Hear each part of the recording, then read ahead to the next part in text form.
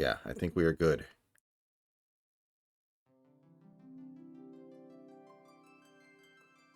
Oh, did any big stuff happen today? Just the basketball stuff. There was quite a bit of movement in the NBA.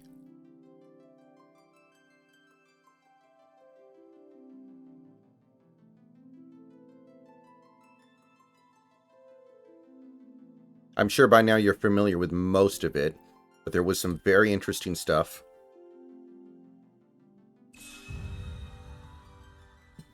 That happened in the world of basketball.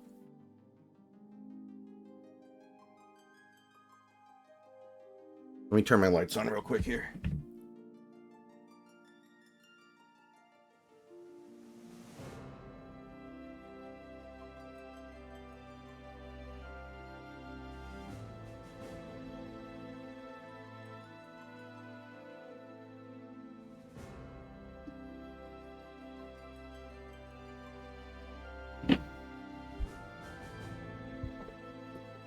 By the way, can you hear me?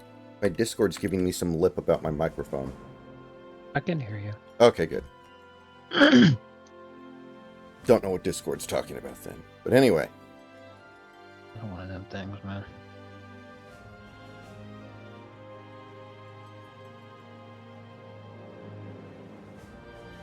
So, I did not see CP3 getting waived. I figured he was done in Golden State. I did not think they were going to waive him. Yeah, I didn't either. That's very impressive. What's even crazier is that he went to the Spurs. Now, I know he's old as shit, so it's not like, you know, we're looking at prime MVP candidate Chris Paul, who's ending up in there. So, you know, it's not the biggest thing in the world. But that's one of the best pick and roll guards of all time, with a kid who shot prime Shaq numbers around the rim as a rookie. If Chris Paul has anything left in the tank, they could potentially cook. It should at least be fun. Maybe it won't result in a championship or nothing, but it should be okay. I'll say this right now, though. If the Spurs do not make the playoffs this season, fire Popovich immediately. Because they should have made the playoffs this season, but we're tanking for a pick, even though this is probably the worst draft that we've seen. Honestly, according to analysis, it's probably the worst draft we've seen since the Mike Miller, Kenyon Martin draft in 2000. Yeah. Which was one of the worst drafts of all time. This was like a generationally bad draft. So, and they could have made the playoffs last year, at least the play-in if they fucking wanted to. But they're like, oh no, we're tanking for a pick. I didn't believe that for a second, because I'm like, they have to be intelligent enough to know that this draft is bad. Because every other team in the league knew that it was bad. Every other team in the league kept making moves and did their best to avoid it. Like, the Raptors sucked ass. They waited until the trade deadline before they blew it up because they realized that there was nothing they could do.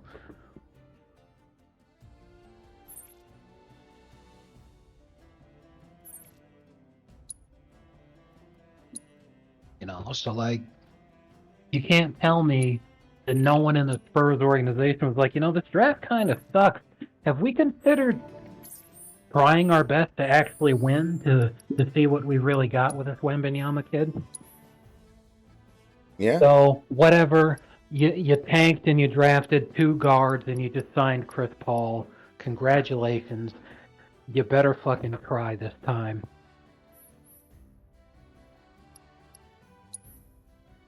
If they're a play-in team, it's just the same as not making the playoffs. Even if they make the playoffs as a play-in team, they have to be at least the 6th seed. They're capable of doing that.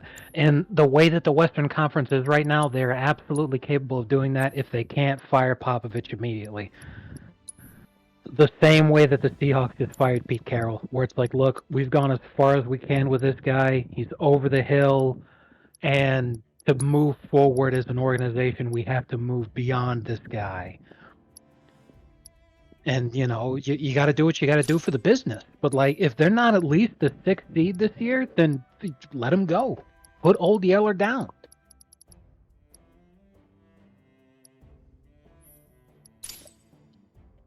Yeah, I think that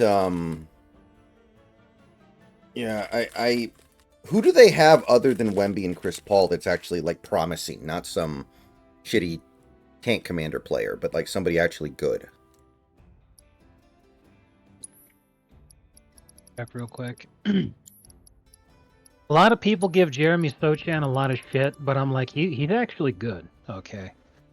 Mm-hmm. He's way better than guys on a lot of different teams. But for the most part, they've got a bunch of young guys because they're just trying to see anybody who works, you know? Mm-hmm. They just got Chris Paul, and then they drafted 2 guys. So their updated roster after the Chris Paul contract. The starters, they're projected to start Chris Paul, which is even better. So it's going to be Chris Paul, Steven Castle, Devin Vassell, Jeremy Sochan, and Wembanyama. Is their starting 5. Projected right now, just based off of what they've already done.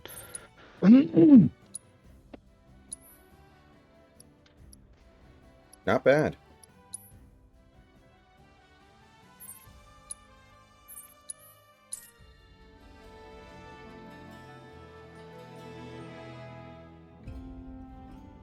Nothing wrong with that. Okay, let me make sure I'm caught up on all the basketball stuff real quick here. I'm gonna read you a post right now. You may have already seen it today, but I follow Nick Fuentes on Twitter also. I don't know if anybody even knows who he is. Yeah, but, definitely the kind of like he's the leader of the Groypers. Yeah, the white supremacist guy. Yeah. Or allegedly. I don't know really what to make of him. Well, see, the problem with calling him a white supremacist is that a lot of people who make the accusations of white supremacy, the idea is that you're a white supremacist if you actually like being white and you're concerned about the future of white people. Yeah, I get what you're saying, but that's how he's known. But yeah, I totally understand. And yes, and that's like, you know, if you celebrate Juneteenth as a black person, you would be the equivalent of a white supremacist if, you know, you did the exact same thing on, wouldn't you know, at Easter. I mean, Christmas has gotten so fucking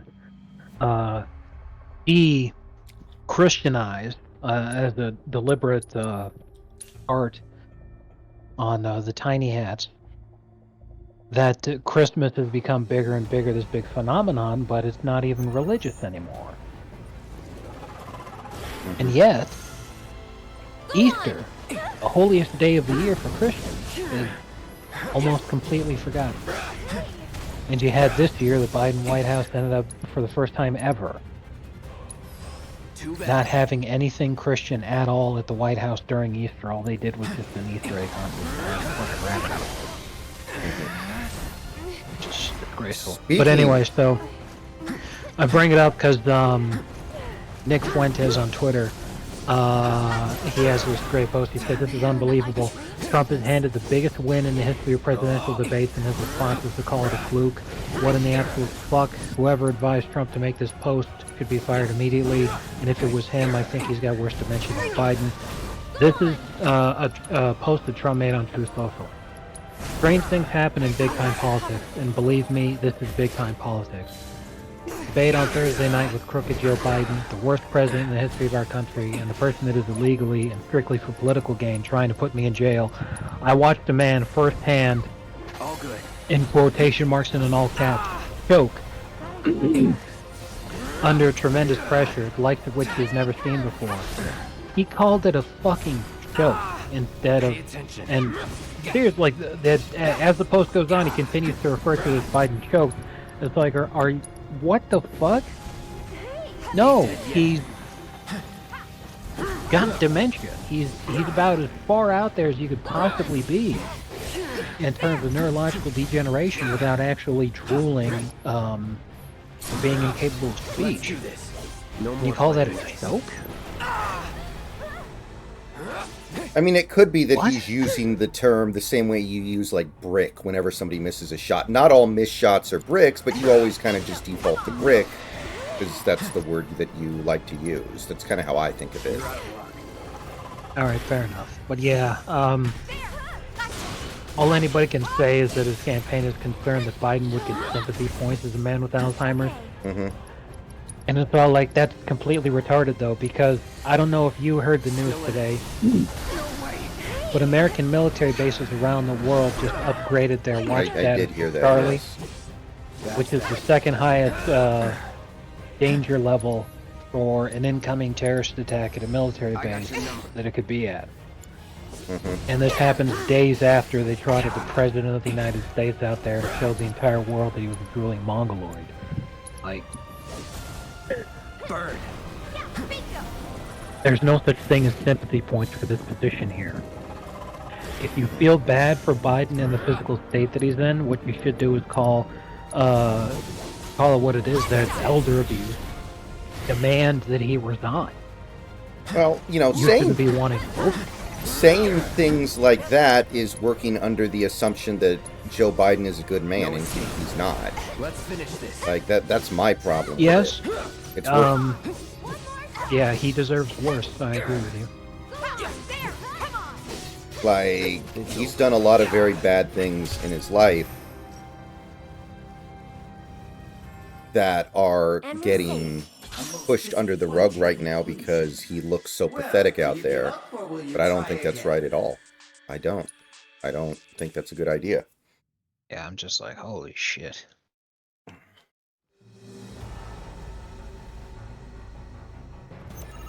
Speaking of Biden, did you hear about the stuff at Camp David today?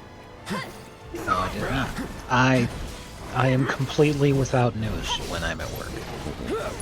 Right, so basically the Biden family had a meeting at Camp David to discuss the future of his campaign.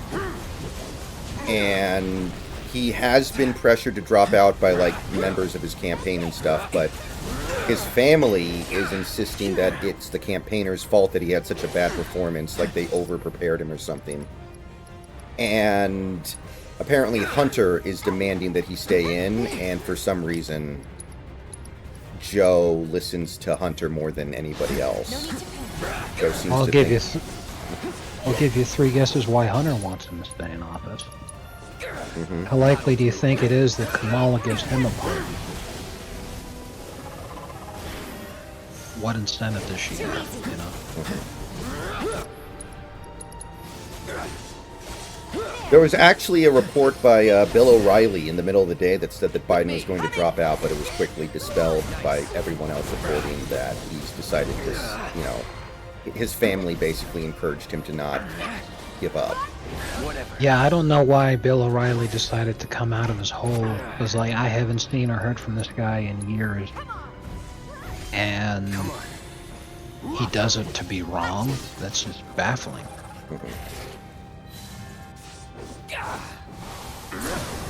Going in. Anyway, good news. My body's starting to adjust to my job a lot. I can actually function when I'm out of work. Because, like, usually I just head straight home, and then, like, I can barely walk as I, like, basically shamble just like Biden into my house. And then as soon as I plop myself down in my chair once I got upstairs, I'm like, I'm not moving until I flop down onto my mattress. But today I actually, you know, went to the store, did lots of stuff. I'm sitting here like I think I may be 1 or 2 weeks away from being able to go to the gym after this if I wanted to. Alright, good call. Good news.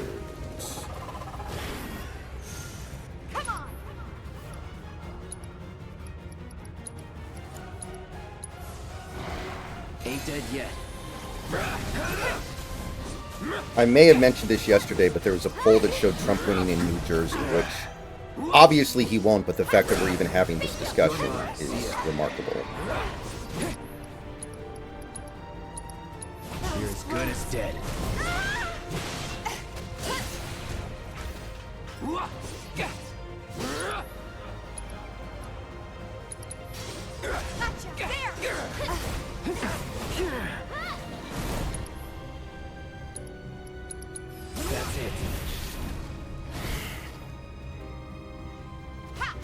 But did work go fairly well, all things considered? No complaints, really? One of the supervisors was like really riding my ass trying to get me to go faster, but I'm like, I literally can't. Like, she was telling me, she's all like, come on, you need to hurry up and finish your lunch, and I'm all like, I can't make the time pass by faster. The fucking time clock literally won't let me clock back in until it's been 30 minutes. Like, the way that the time clock works is that you scan your badge, and your badge has a barcode on it. You scan the barcode, then the clock says whether or not it's been 30 minutes.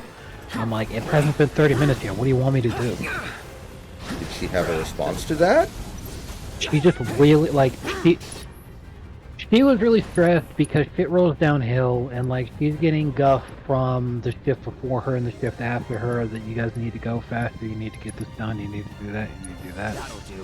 And I'm like, if you want this process to go faster, send more people out to do this. You've got just me on this right now, and you're mad I'm not going fast enough? Get someone to help. You're mad at me for taking my lunch when I'm literally supposed to. Like, it is illegal for me not to. Are you fucking kidding? Mm-hmm.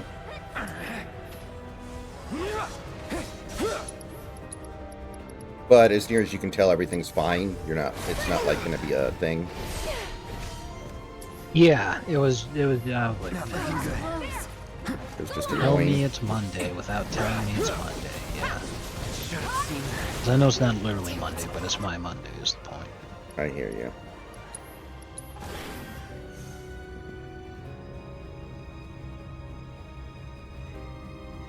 A most disappointing conclusion. Well, will you give up or will you try again? Yeah, I saw Andre Drummond re-upped with somebody, so he continues to stick around in this league. Good for him. Despite having a skill set that is like 40 years out of date. I actually thought it was a terrible signing. He ended up with the Sixers. And I'm like, Yeah. so when Embiid inevitably goes down to miss multiple games, and you have to rely on Drummond, they're going to lose every game. Yeah, I'm saying good for him, though, because he's getting that bread more so than, Yeah, but team. But why would the Sixers sign him? Man.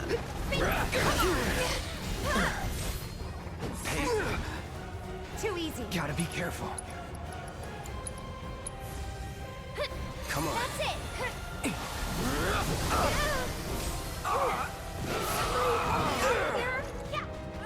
That's much better.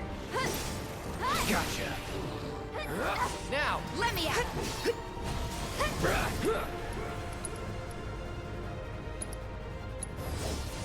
That's it.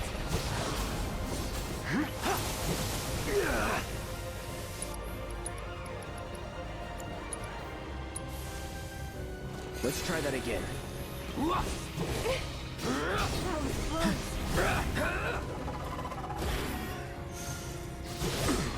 No need to panic. Now.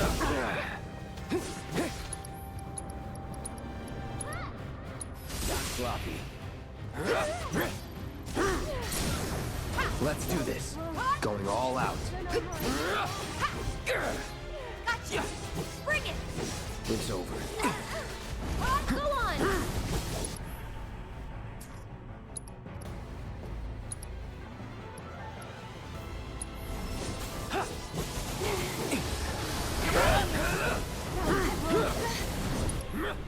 stupid N-word. Stupid. Get that N-word off the field and put in a real QB.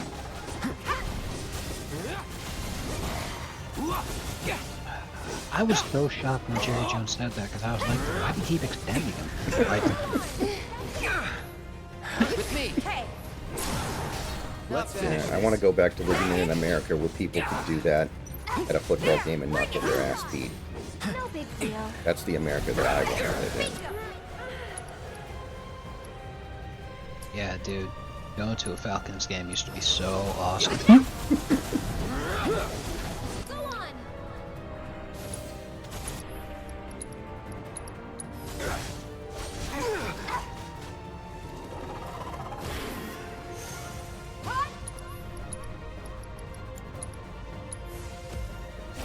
dead yet.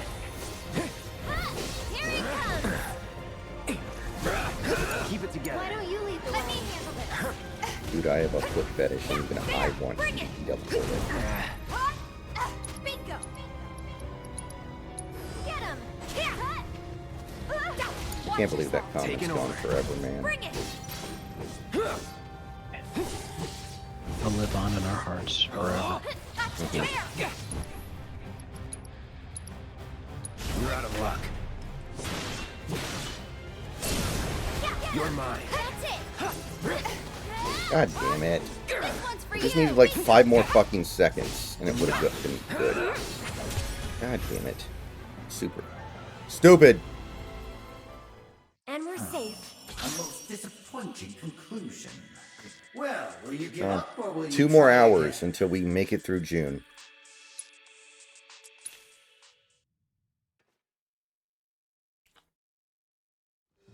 Two more hours until June is over.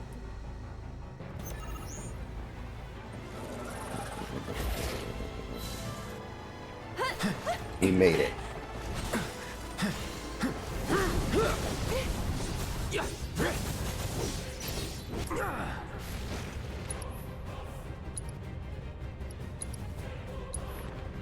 That'll do.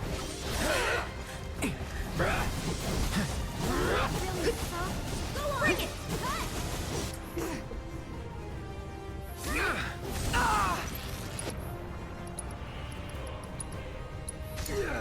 I got this. Think fast. Gotcha. There. Bring it. Yeah. It's on you. Here, it's your turn. Enough. Won't last long. Fuck, fuck, fuck.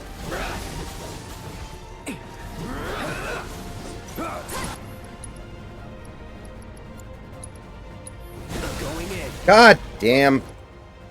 Motherfucker. These guys' attack patterns are fucking brutal to try to track. A most disappointing conclusion. Well, will you give up or will you try again?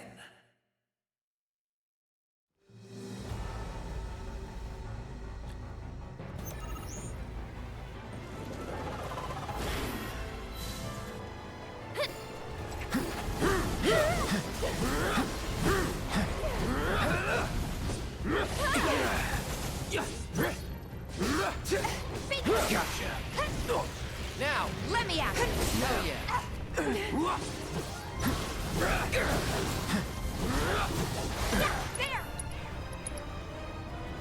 Bring it.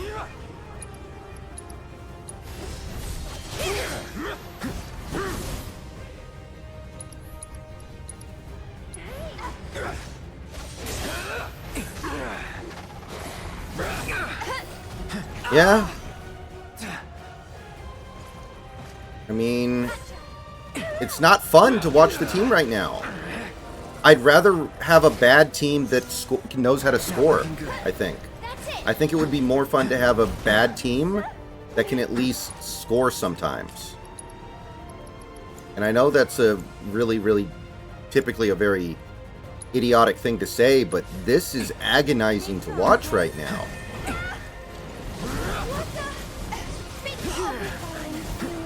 It's on now.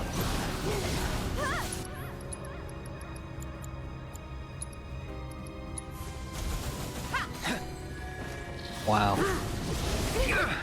So some delusional tranny on Twitter decided to post a comic that they made. Archaeologists will know you were trans. And in this stream, we do not say that. We say car park, but I saw that. I saw that tweet. Yeah, I'm laughing my ass off because it's like archaeologists will be able to tell that you were buried in a dress, so they'll know you were trans, even though your bones will tell them that you were a man. Yeah, it's Like, pretty Jesus fucking Christ, good, dude. Flesh. It's on you. Yeah, you better hope they can't tell you. Because in the future, those are the people who get their souls sent to hell. Come on. There. Bring it. I won't let you down.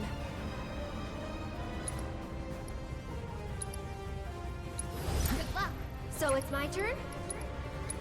Tagging out. It's on you. I got Let the this. wind bless you.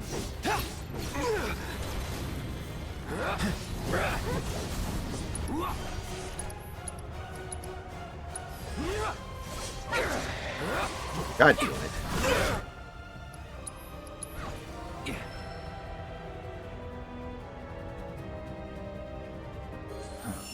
A most disappointing conclusion. Well, will you give up or will you try again?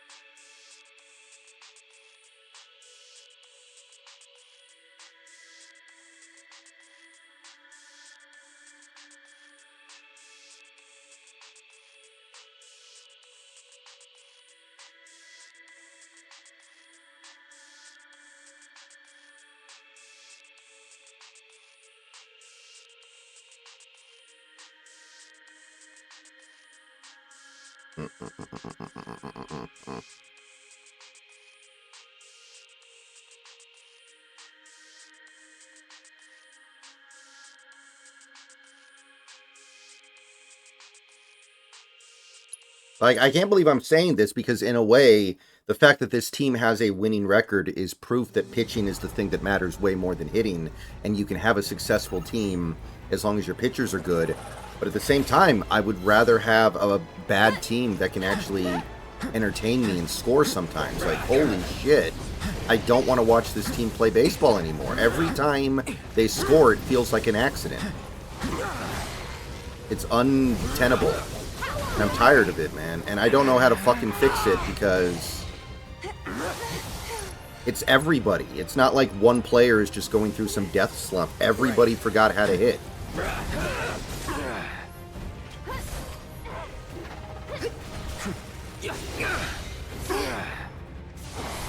I got nothing. I don't even want to talk about it anymore, man. This is the best Mariners team over the first half of the season we've had in a very long time. And I don't even want to watch their games anymore because it's on now. agonizing. Feeling good. Now, With ya. good timing. Gotta go first. That's it.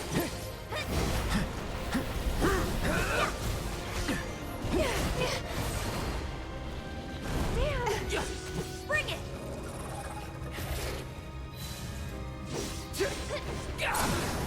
Let's do this.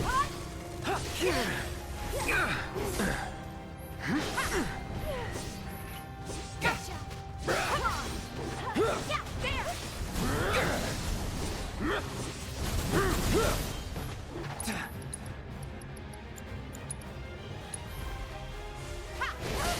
So, random thought that I just kind of had off the top of my head. How many presidents in U.S. history do you think were actually, like, good? Not amazing, not average, just, like, good. Do you think you could come up with more than 20? Do you mean good at being president, Yeah. or do you mean morally good, or do you mean a very, very smart and capable person that became president? Who made the country better? Oh, I need a minute to think about that. Let me see. Go on. I feel like it's fewer than it should be. Substantially so, yes.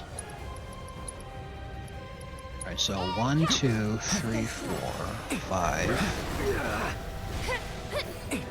6, 7, 8.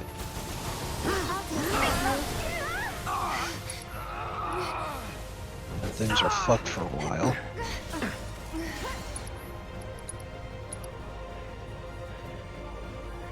Any last words?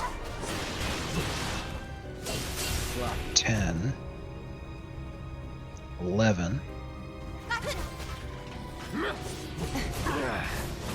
12.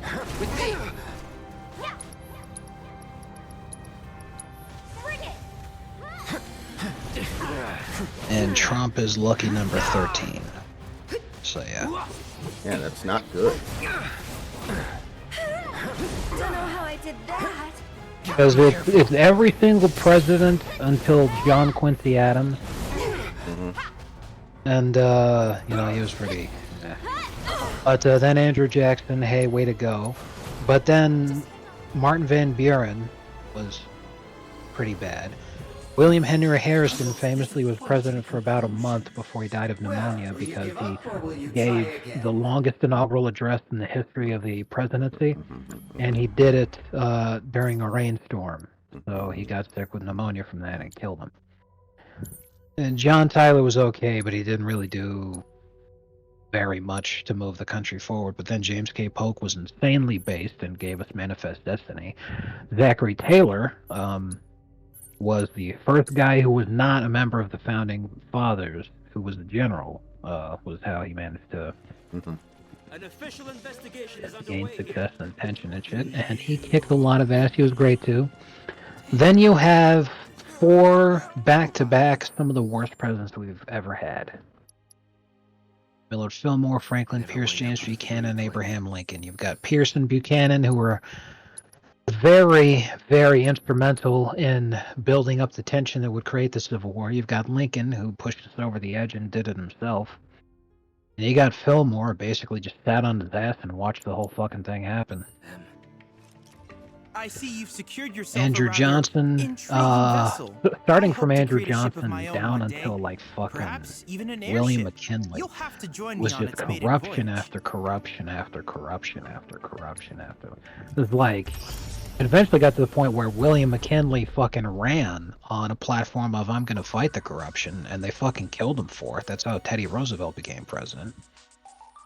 But as I've gotten older, I've started to realize that Teddy Roosevelt was basically like the first progressive that we've ever had and responsible for a lot of shit. Plus, it was his pet project to start the income tax in the first place.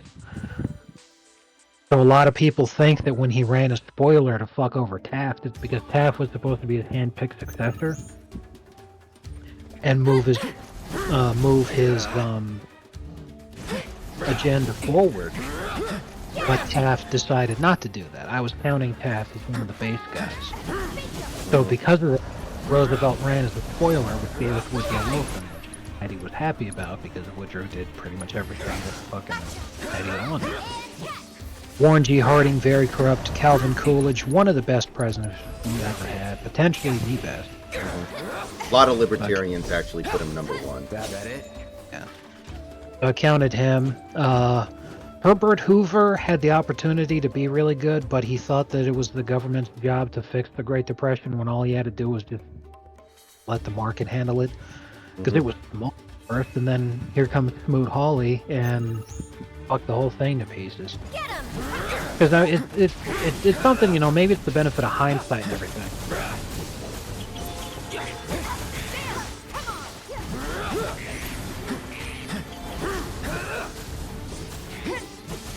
Hello? I'm trying to have a conversation with my bench. No, it's fine. I just wanted to make sure you didn't drop off all of a sudden. So, yeah, it seems like something that's very simple with the benefit of hindsight. It's You're just done. like, most of the actual industrialized world had been destroyed through World War One. Okay. You know, France is where most of the fighting was. You ready? But Germany was basically empty. The United Kingdom was basically empty. Like an entire generation of men wiped out. I'll show you what I So, can the last thing you want to do is give these guys who are heavily in debt to you in the first place because they took $1 billion loans with you so they could fight you in the first place. You don't want to give them any reason to be pissed off with you, and you don't want to give them any reason to stop trading with you. So then they enacted the Smoot-Hawley tariffs, and they weren't just your everyday average tariff, which is understandable and acceptable. They were the most punishing and extreme tariffs that had ever been produced by the United States. And it was because the U.S. government was so mad at these countries because they're like, if you're not going to pay your debt on the loans that we gave you to fight that war, then you're going to pay us through these tariffs. And it just completely fucked the United States economy to pieces and gave us the Great Depression. FDR, one of the worst that we ever had in history. Harry Truman, not terrible, but way not good. I wanted to count Eisenhower, but I started to sour on him a lot over the last few years. I'd call it a wash, but you were asking me guys who were good and put the country in a good direction, all that shit. JFK, Black, LBJ. LBJ is weird because he's one of the smartest guys that we ever had being president, and he's probably the hardest worker as president that we've ever had in the history of the country. But the man was legitimately evil. You can do it. And if he was trying to be good, then he probably would have been one of the best presidents of all time. That's not what he wanted to be, though, so Black. So it's my turn? It's your turn. Let me Nixon is actually the smartest guy him we've off. ever had as president. Bring it. Fucking incredible fucking guy. Also the best poker player to ever be Now I'm president. mad. Whoa. I don't know if you know about Nixon's poker playing. I did not know that. Go on. Nixon learned to play poker when he was in the Navy in World War II, and he You've got this. Let's do I this. can't remember exactly what it was he did. I think it has something to do with logistics, but he was not in the line of fire. He was not at risk in his job in the Navy. So because of that, he learned how to play poker. And he was so good at playing poker that he actually won so much money playing poker and gambling during World War II that after World War II, when he came back home, he used the money that he won playing poker to not only Be careful. pay his own way through law school, but he still had enough of that money left over to actually use it as campaign funds the first time he ran for office. Time to burn. I think he won in total like $10,000, and that's in 1940s money. Yeah, that's a lot back then. Especially, like back then, it's not like it is now, where you have games in Macau where billionaires who are complete idiots and don't know how to play poker very well are playing it because it's fun. And if you're like really, really good at it, you can get invited to that game and just farm stupid billionaires for like ridiculous amounts of money. Like, yeah. Bless Yeah, them so, like, with your love and grace. That's about 200 grand. And that's just doing the inflation calculator. That doesn't also account for the fact that purchasing power was much stronger back then, in the sense of, yes, the dollar itself is worth less because of the inflation, but in addition to that, your dollar went much, much, much farther, you know, like, people just had more value for the money. Get fired up. Gotta go for it now. Ha! Here it Gerald comes. Ford, This one's for you. Gerald Ford is actually the only president we've ever had who was not elected. No surprises there. Because Nixon's vice president Spiro Agnew resigned, so he appointed his replacement was Gerald Ford.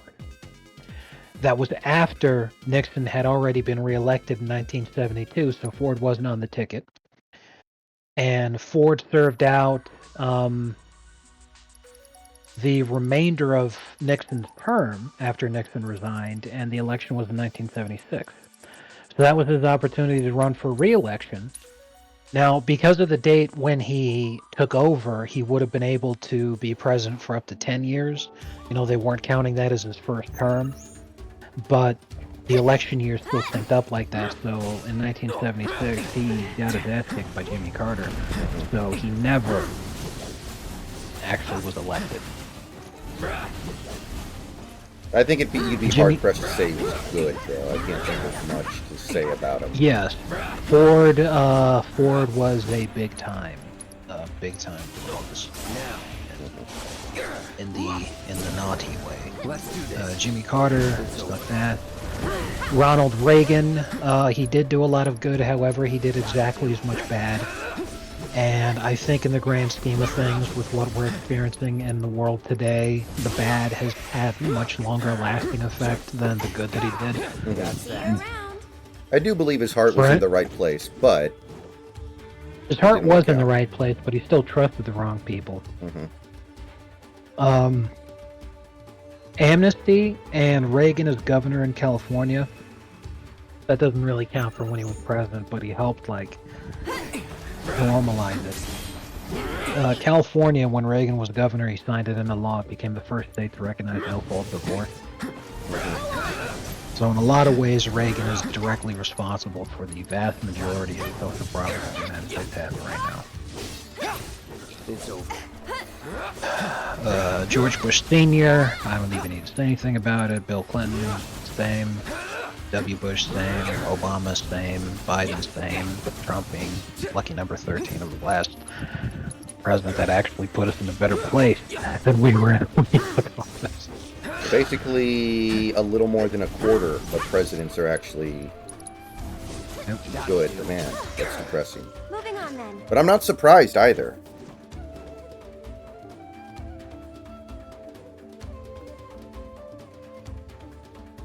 Yeah, it's truly, truly terrible.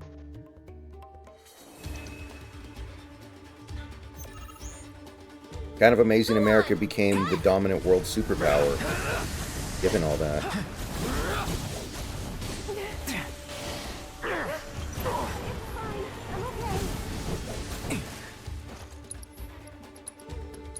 That's it.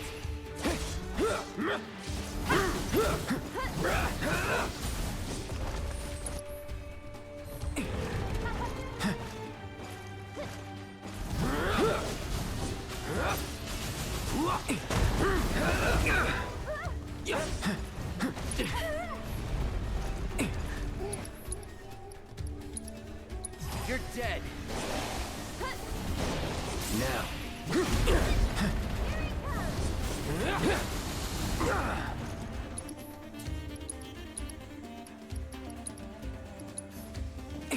Don't give up.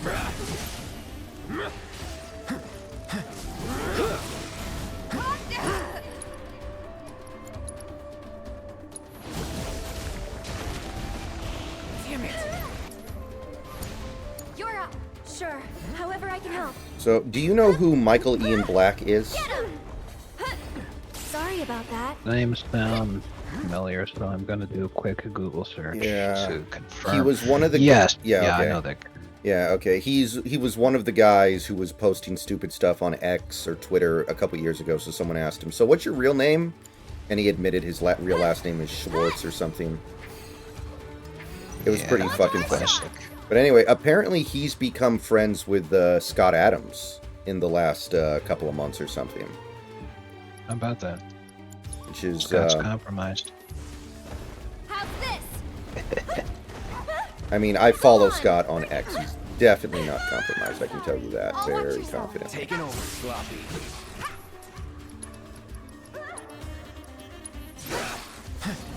Stay strong. Going in. Gotcha.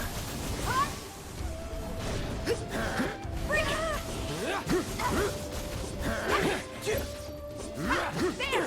Come on! Well, of course, Austin, everything is subjective. A vast majority of people would tell you that Kennedy was an amazing president when he barely did anything. All good. Yeah, Kennedy was a very bad president in terms of what he actually accomplished. First of all, this is a big one. There have been many, many, many rumors over the years, so there's no substantial proof. Many rumors that the Mafia helped rig the 1960 elections. Oh, I'm very aware of that. Yeah, it's in the Irishman, for And God's sakes. one of the biggest reasons why people believe that that could have been true is that they didn't go after the mob when JFK was in office. What Bobby Kennedy spent all of his time doing as Attorney General was going after unions, specifically the Teamsters. Mm-hmm. Now, to be fair, there was a lot of speculation, which was all but confirmed later on, that the Teamsters and other unions were using their money to actually pay for illegal services to the Mafia. But still, going after unions instead of the mob when you know who the fucking mob guys are. They supposedly helped you get into office. That's bad. The Bay of Pigs was a complete fucking clusterfuck because JFK changed up how they were going to do it at the last second, which directly led to the Cuban Missile Crisis. Because the attempted overthrow of Castro's government terrified him, so he wanted a nuclear deterrent. We almost started World War III because JFK decided to fuck up the Bay of Pigs. The Bay of Pigs was already in motion. It was being planned out when Eisenhower was in office, and they had a different method for how they were going to enact the operation. And when Eisenhower was president, Nixon was his vice president. So he was going to go with the exact same strategy that Eisenhower was using. But suddenly JFK comes along and he's like, no, I don't want it to look like this is America doing it. I want it to look like the Cubans were fighting a civil war amongst themselves and the exiles that followed Batista were taking their country back. So I'm going to remove all the U.S. support that we were actually going to send in. So you guys are just going in on your own with nothing but guns in your dicks. And they got cut apart on the beach, and it was a complete fucking catastrophe. Meanwhile, Eisenhower was like, we're going to send in air support, we're going to send in the frogmen. I don't know if they were called Navy SEALs yet. He's like, we're going to have several battalions of Marines on standby, and we're going to bomb the shit out of the beaches they're landing with offshore battleships. Like, gee whiz, that sounds like it might have been more effective than just a bunch of fucking pricks landing in a fucking raft.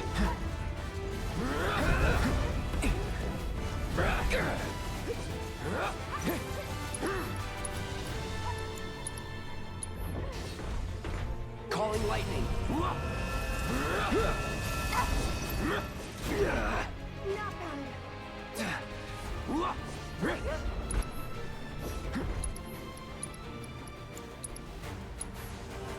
Buzz off.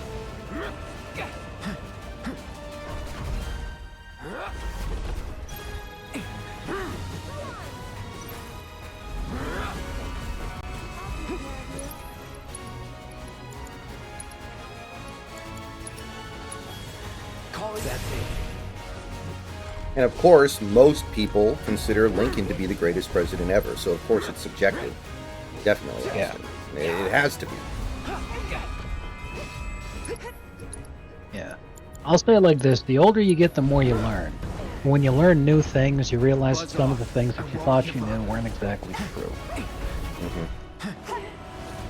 Just remember that anybody who tells you anything usually has a vested interest in telling you that. Especially if they're getting paid to tell you that. So if your teacher tells you something, take it with a grain of salt. You know, if it was a teacher at a very expensive, very prestigious university, it means a hell of a lot more being told something than it does if you're being told something in a rundown fucking crackhead-filled public school by a teacher who has to proselytize to the students behind a cage of bulletproof glass.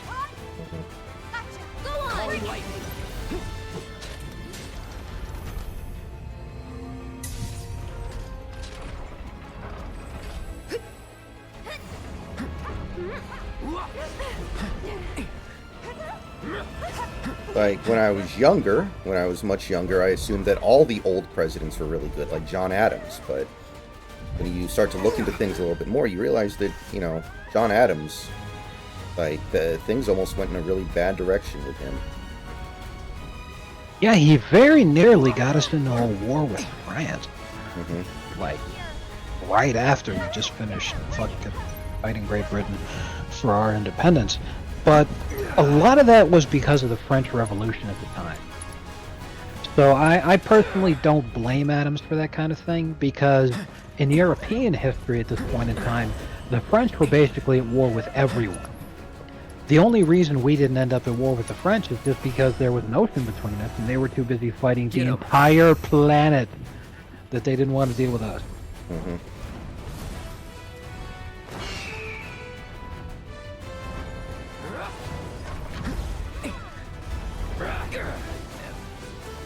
Like, it's just because a lot of his history was written as very Anglo-centric, especially as time would go on and the British Empire would become the most powerful empire the world had ever seen.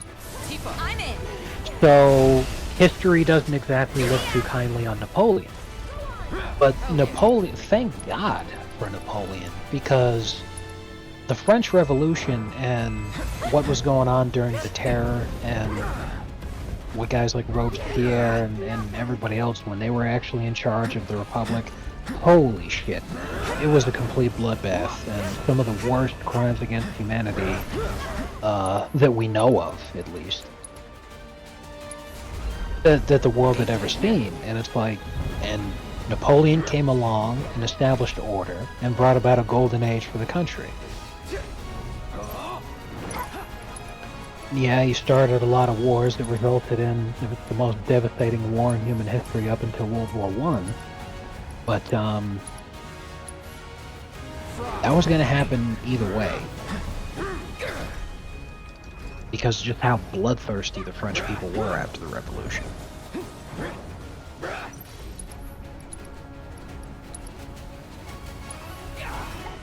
Calling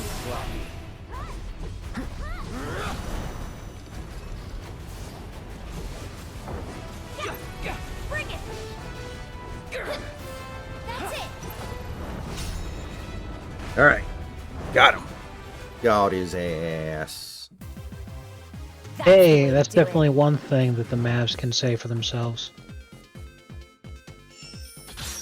They ended the Kawhi Leonard, Paul George Clippers era. They sent it to bed. Apparently, he's going to sign with the Sixers, which I'm surprised the Sixers can afford all this stuff. It seems like they're always able to find a little extra money. Congratulations on I defeating really- Alexander. You rejected his I judgment know and why rendered your Kawhi's own. staying. Well done. I don't know why And James now his Harden divine is. protection is yours to call upon I'm on wondering your what the Clippers adventures. are cooking, A great because comfort, I'm sure. the window's closed. Now, like I said in the basketball channel, in my opinion, for the Clippers, their window was never open. But if Paul George is gone, then it's done. Unless you replace him with somebody fast who's like on that same caliber, like a star.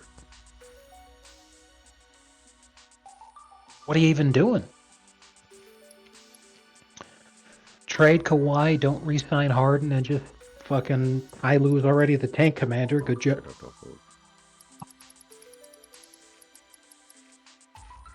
I guess they're obligated to try because they're an LA team and they just kind of they feel they gotta roll with it.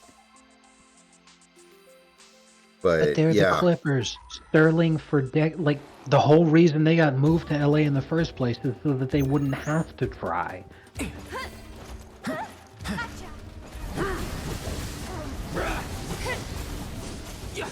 I mean, Steve Ballmer, ever since he bought them, he's not going to abide by just having some stupid lame duck team that doesn't win. Need a At least light some fit. games. Let's I know, finish but this. how long did he have Glenn coaching that team? I mean, to the layperson, Doc Rivers is a good coach. Like, the average person out there would look at this guy and be like, oh, he won a championship, he must be good. Calling fire. I'm just saying that about Joe Mazzulla now. Truly the darkest timeline.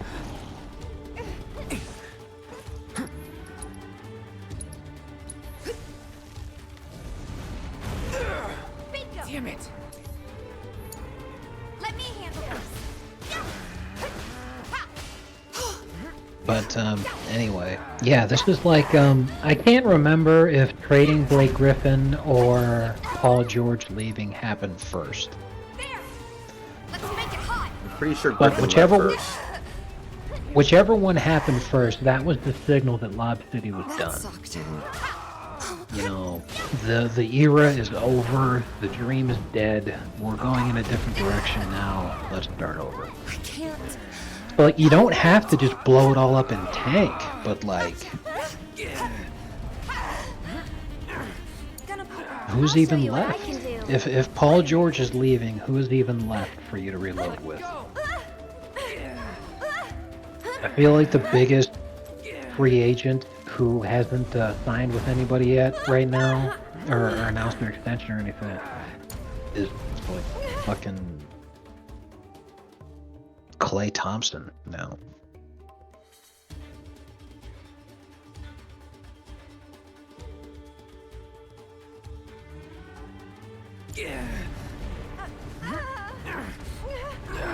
Oh man. Apparently Klay Thompson's being courted by a lot of people, which really confuses me.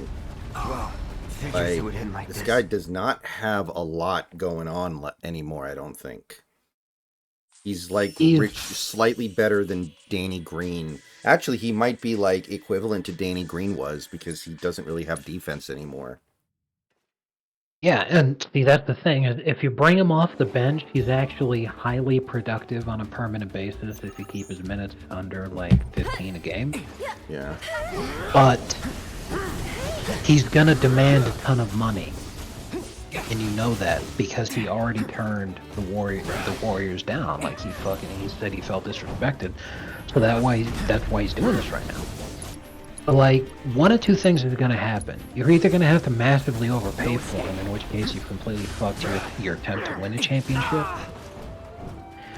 or you're a team who's dog shit and you're just trying to pay him to sell tickets like we talked about the other day. But what are the odds that Clay's actually going to sign with you?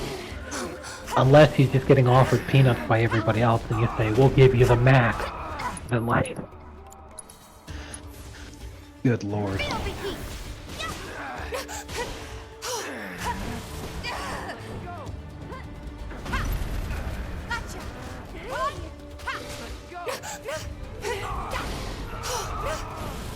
Gotta heal first.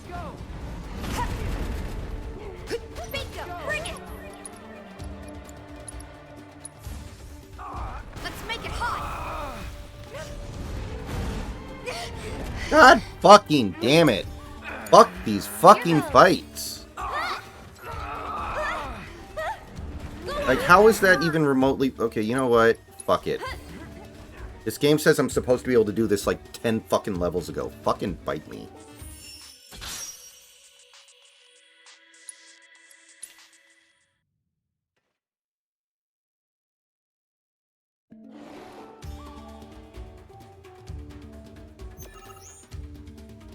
Go on!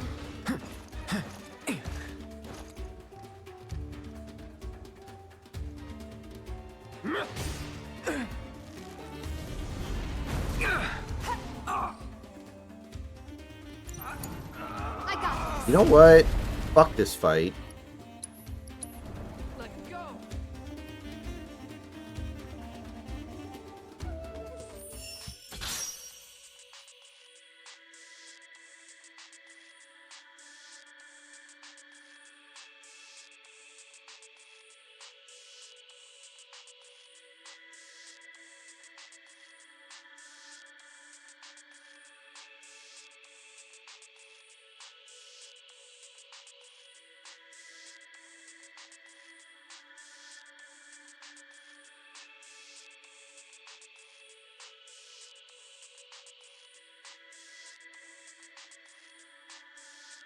Oh my god.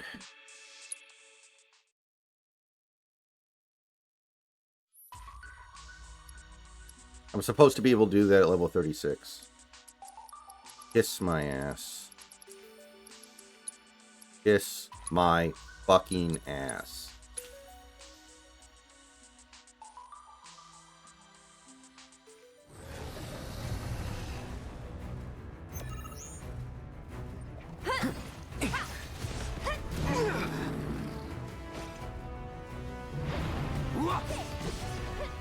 So my For You page on X has gotten a lot better over the last day or two, I think. Since I started liking tweets like you suggested. Exactly, bro. I've seen so many tweets dragging Mark Cuban over the last couple of days. Allow me. Tremendous. Would love to hear it.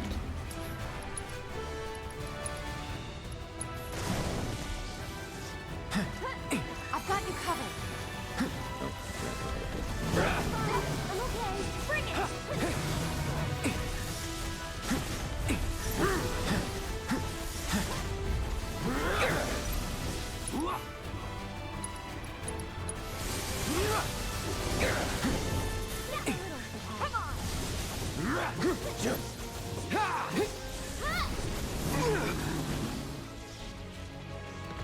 Go on!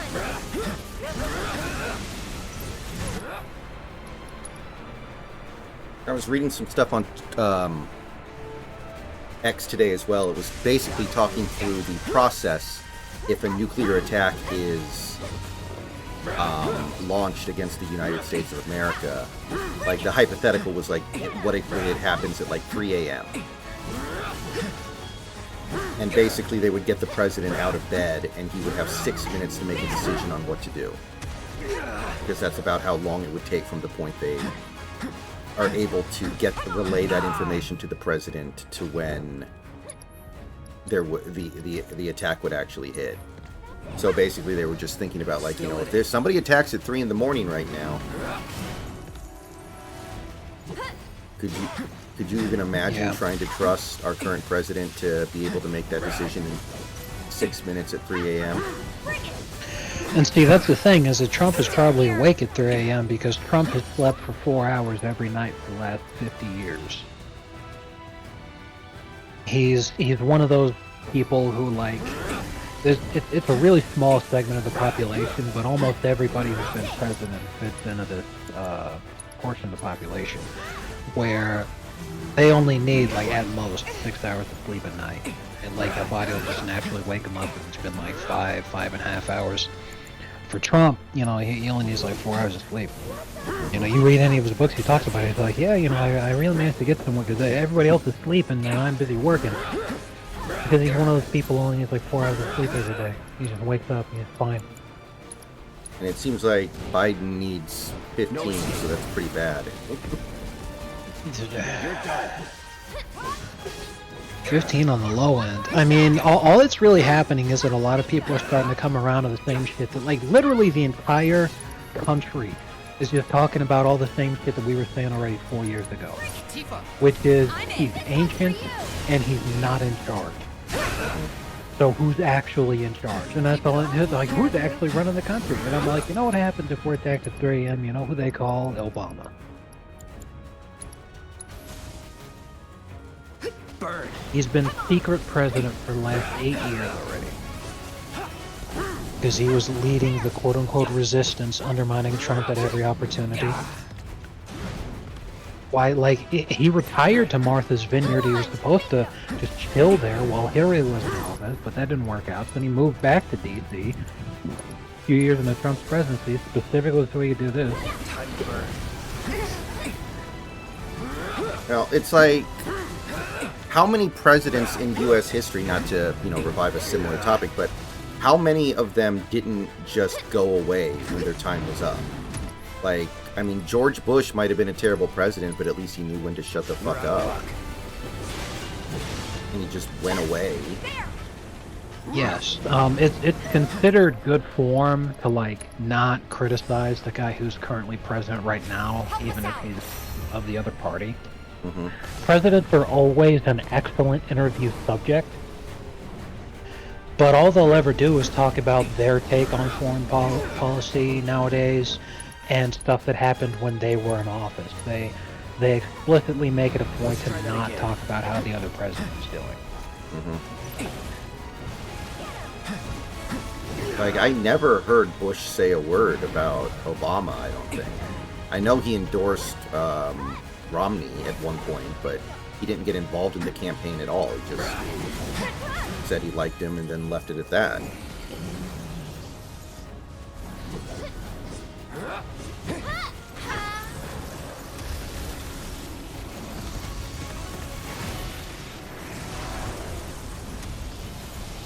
In fact, to my recollection, like, Al Gore didn't want Bill Clinton to try to help him Some hero you turned with out his to be. election campaign in 2000, and it's generally believed that if he had leaned on Bill a little bit more, he probably would have won.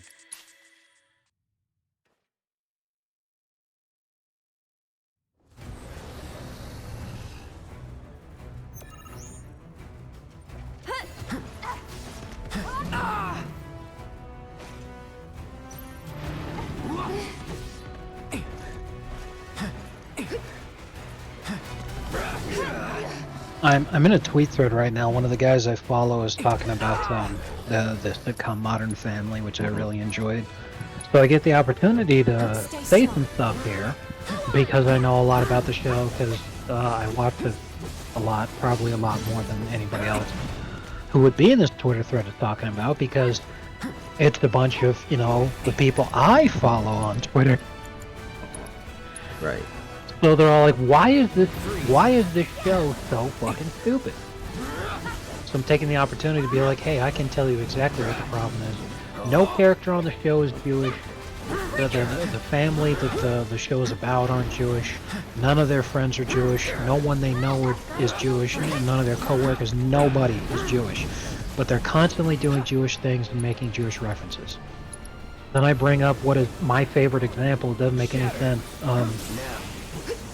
One of the young girls in the show, she's like probably 15 when the show starts, and by the end of the show she might be like 24. Okay. Freeze. So it's midway through the series, she's in college, and she actually ends up getting kicked out of the college that she went to. So this is when she's at the hearing to determine whether or not they're going to kick her out. And they decide that they were going to give her another chance, but she decides because, you know, she had the family lesson about integrity and everything, she asked for them to kick her out so that she could live with the consequences of having made the bad decision because she wants to earn her place back, kind of deal. Okay. That whole schmaltzy thing. So she's at the hearing that's going to determine if they're going to kick her out, and it's a university council made up of like the faculty, but then there's also one student representative there. So she starts flirting with the student representative. So then the council chairman is like the dean. He says, all right, settle down. This isn't J-Date. Now, J-Date is a famous Jewish dating website. In fact, I think it's the only Jewish dating website that specifically caters towards Jews and services Jews. The problem is, no one in the room was Jewish. Why didn't he say Tinder? Why didn't he say OkCupid? Hope you're ready. Why didn't he say literally anything else besides J-Date in a room full of people who aren't Jewish? And it's because the entirety of the writing staff for the show are Jews. So It's like a pretty bad oversight if somebody wouldn't be like, wait a minute, that doesn't make sense. It's like if you're writing a, I don't know. I mean, it's even in the name of the dating website, J-Date. It's literally one for Jews. It's for Jews. Like, it's in the fucking name. What the...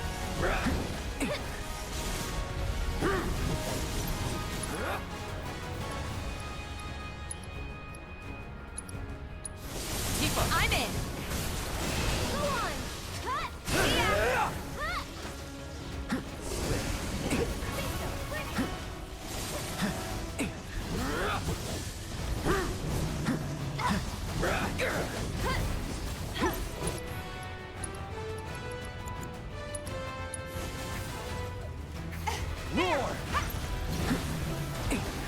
Now you're in for it.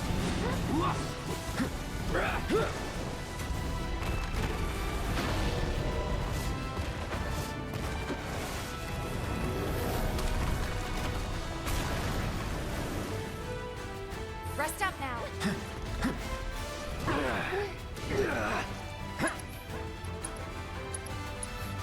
Any last words? Go on. That's it. Come on. I've got you covered.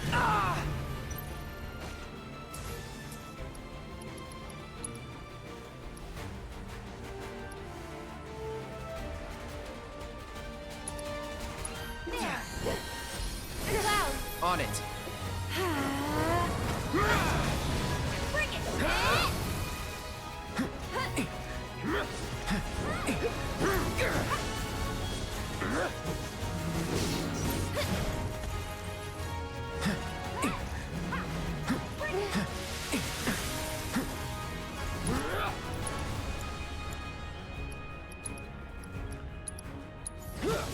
You're dead.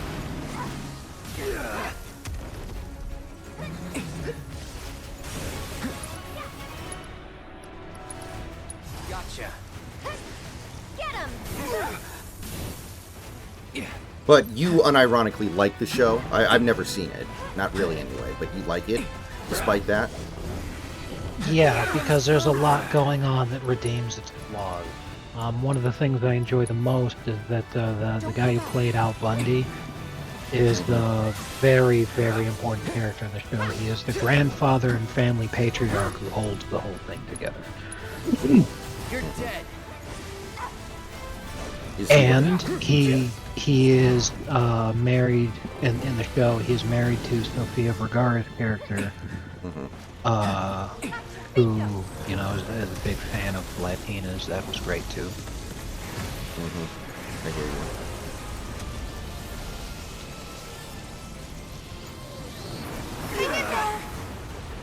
I'm not going out like this.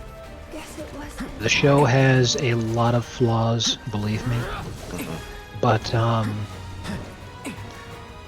if you just use Hulu free trials like I do, then yeah, the show's definitely worth watching for free.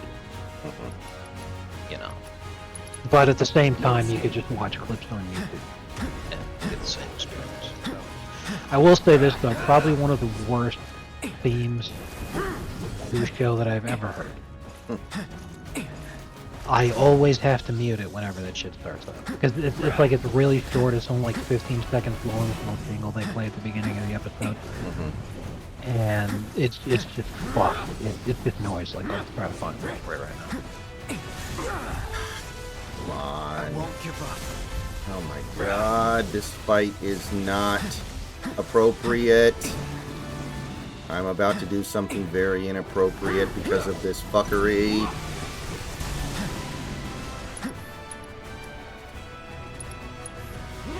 So, every time you hear that, imagine that it's maybe 5 times louder than the actual episode is, so you have the volume up higher, and then all of a sudden that ear-splitting fucking noise begins. It's just horrific. I hear ya.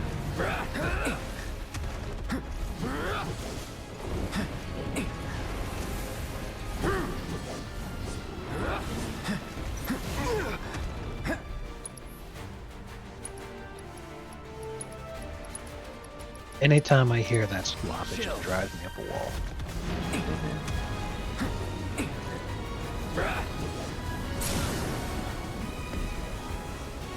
Let's finish this.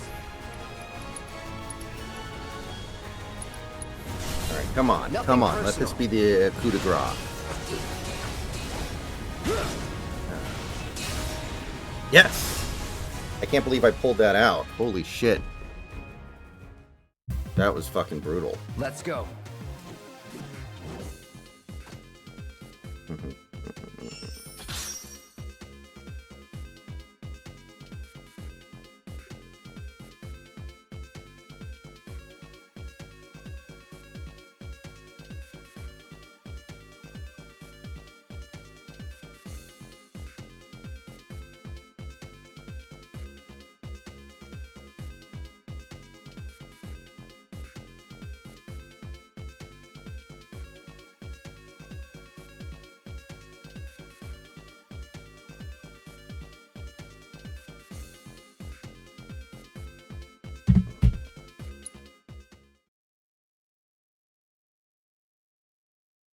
Excellent work reigning in Kujata. To think that anyone could tame a beast of so many affinities. I cannot say where this wild steed might lead you, but I encourage you to shit. find out. It doesn't even make any sense. Where's the rest of the numbers, though? I see this guy's tweet, and he says, following the debate, the betting market shows Trump had an historic 67% chance to win, while Joe Biden's lost 12%. So, you've got Trump's at a 67% chance to win, Biden's at a 22% chance to win. Where are the other numbers? Oh, whoa, I'm sorry. What are you looking at? It's just this guy's tweet right here. He's talking about like a betting market website. Oh. I'm like, where the hell's the rest? Oh, it's because the other numbers are split between other people who could allegedly take Biden's place. 3% chance that Michelle wins, 2% chance Kamala wins, 1% chance that RFK wins. And then there's the VIG, remember, because it's a betting market. By the Yeah. it I'm can't like, get up what to the fuck? Yeah, it can't get up to 100%. But yeah, he collapsed Wait, during the Cloud, debate, and it's only have been you made getting any worse since. progress The polls that lately have come out have been on mostly proto pretty relics I bad mentioned for him. before? Into the If not, wilderness. don't worry. I'm sure you have more pressing matters to attend It's to. Anyway, just checking it's not a way to run a successful campaign. in.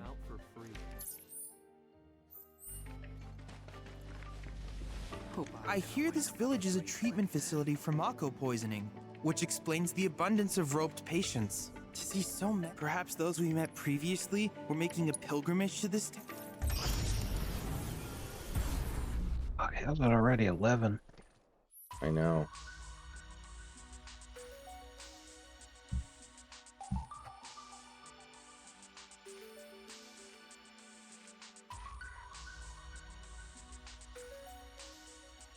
Unfortunately, Nate Silver has put his election forecast model behind a paywall, so I can't see the percentage, but I'm pretty sure he's up to like 75%.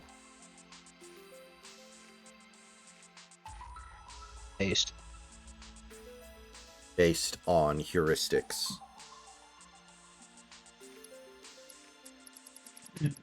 Based on what? The scientific method? I agree. Very based. I fucking love science.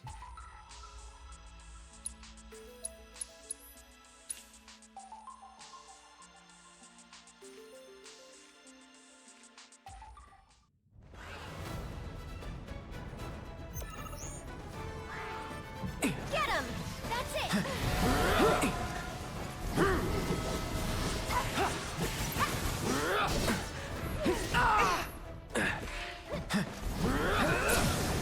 Let's do this. Bundle up. It's over.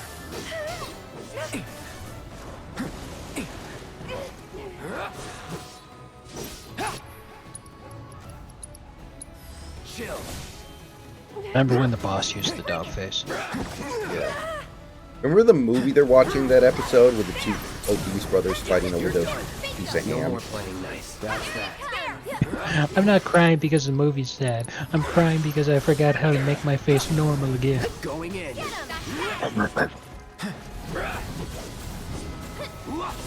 Jared Bogle! Remember, we're not allowed to turn down anyone. Fuck you, man. That is too far. I did not appreciate that at all.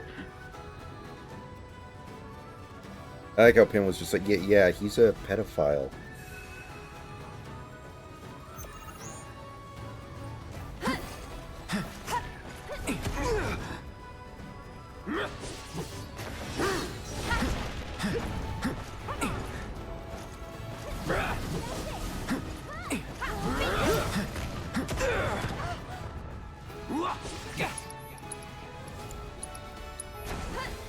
Freeze.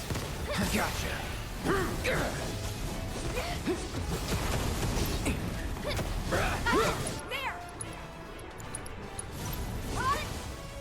Chill.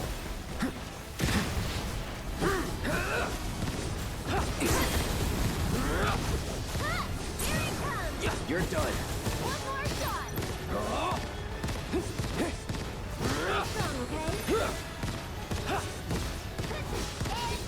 okay? This one's for you! Calling ice.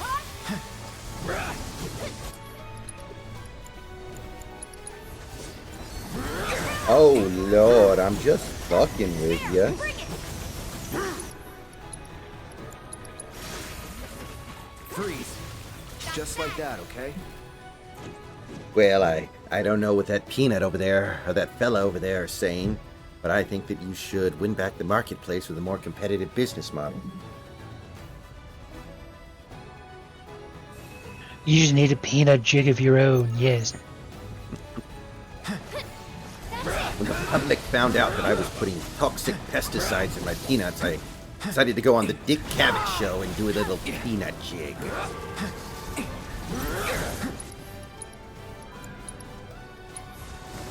Bundle up.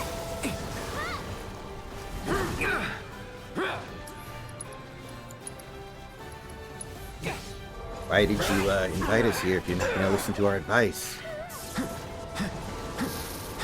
That's it. Yeah, I'm fine, Alan. Go find a piece of cheese or something. Sloppy.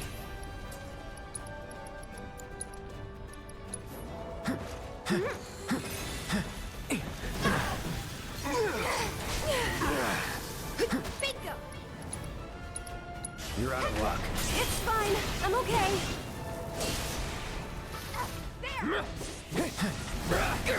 Hey! It's on you. All set.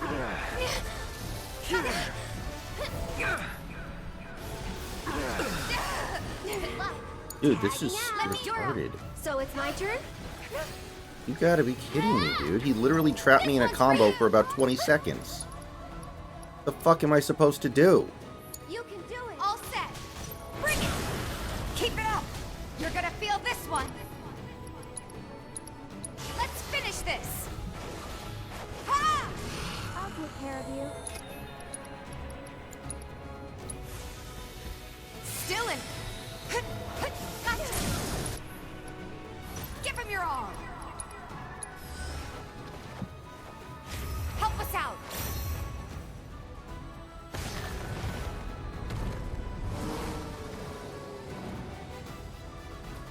Bingo! Ha! Gotcha! Come on!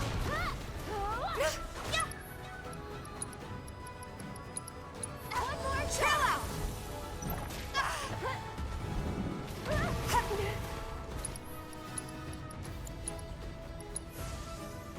No need to panic. Hey! Ah!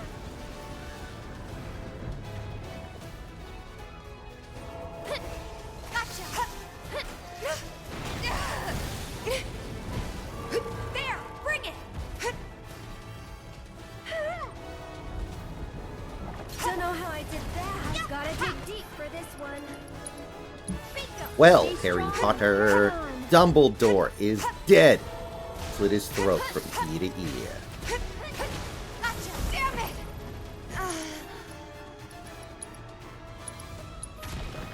Yeah! Ha! Gotcha! There!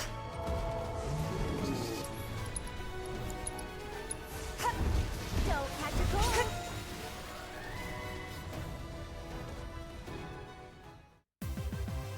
And we're safe.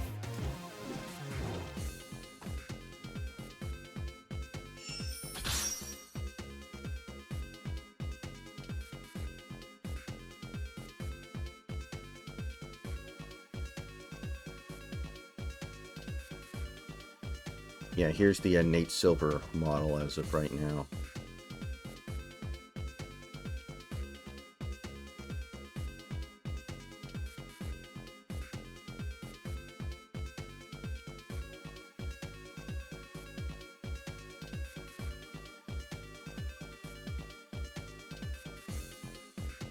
I love that the debate diversions.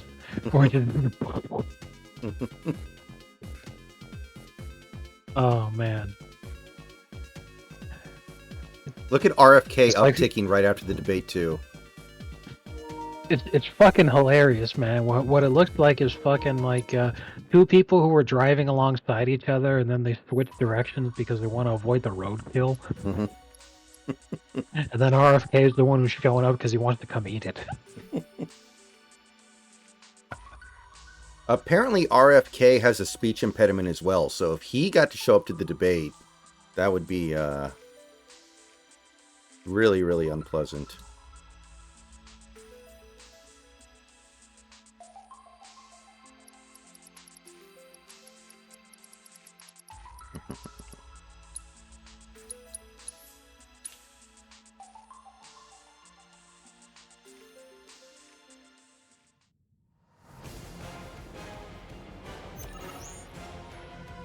Deal with that. Watch yourself. I got this. I can't believe we have an election with 6 candidates And Joe Biden is the second most conservative of them all.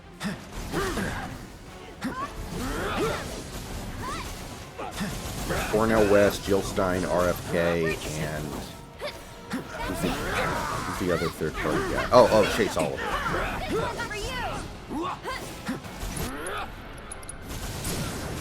Let's do this. Moving on then.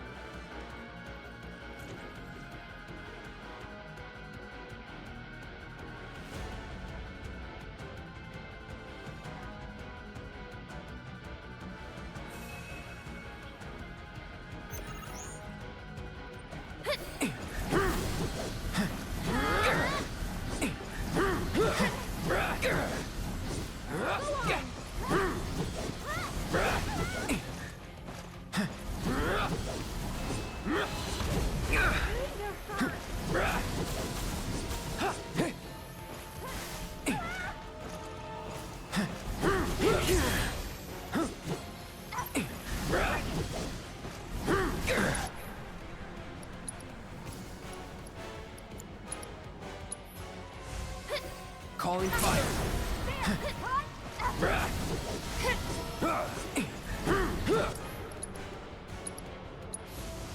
Feel the heat. Enough. Goddamn fucking prick. See ya. It's over. That's that. So, other than work, do you have anything in particular planned for tomorrow? That'll do. No, just Good words over. Alright. die.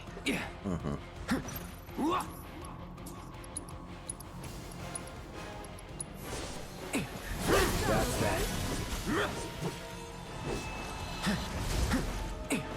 Yeah, I heard about that, JS. Apparently, he was kind of jokingly promoting a shitcoin, and a bunch of people bought it, and it made him a lot of money, and they all basically got you know, they lost their money that they put into it, and he's just like, hey, I didn't tell anybody to buy it. I told everybody it was a joke. Oh But people are dragging the fuck out of him right now. Now, there's a part of me that wants to... Oh, go ahead. If you unironically buy a shitcoin because Boogie of all people is shilling it, you deserve exactly what's gonna happen to you. It's on now. And honestly, there's a part of me that's kind of like... I don't know. Part of me kind of respects it. Like, he's running out of money. His expenses are way bigger than his income. He's got a quote-unquote wife who is really his daughter, but as far as he's concerned, daughter and wife are the same thing, I think. And he's like, okay, how can I make money? And he's like, okay, I guess I'm shilling a shitcoin. You know, there's a part of me that kind of respects it, even though it's obviously wrong. But I feel like people who fell for it do deserve what they got, especially today when everybody should know about shitcoins. Like, it's not like the idea of there being obvious scam cryptos is niche knowledge.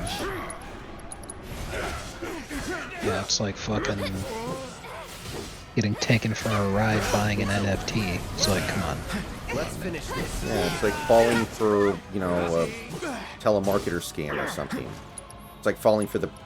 What's the name of the famous scam where the prince from a country emails you? And it's like, I have $13 million, but I need $100,000 to access it. Oh, yeah, the Nigerian prince. Yeah. Yeah, there we go. It's like falling for that shit. That's That that. wasn't so bad.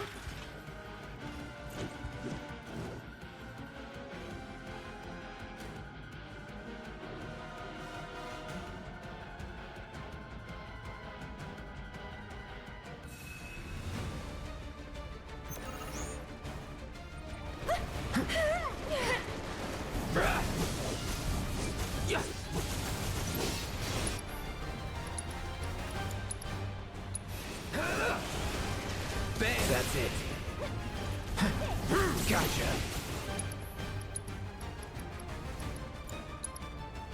Yeah, I saw a clip on X earlier today, Austin, at, I think it was a Pride parade that was supposed to be family friendly. That's how they were advertising it.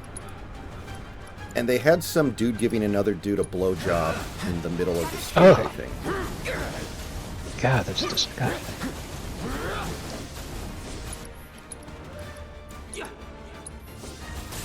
Buzz off.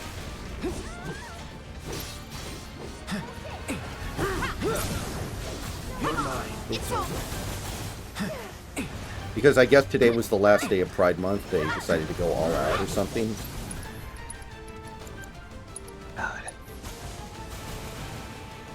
It's on now.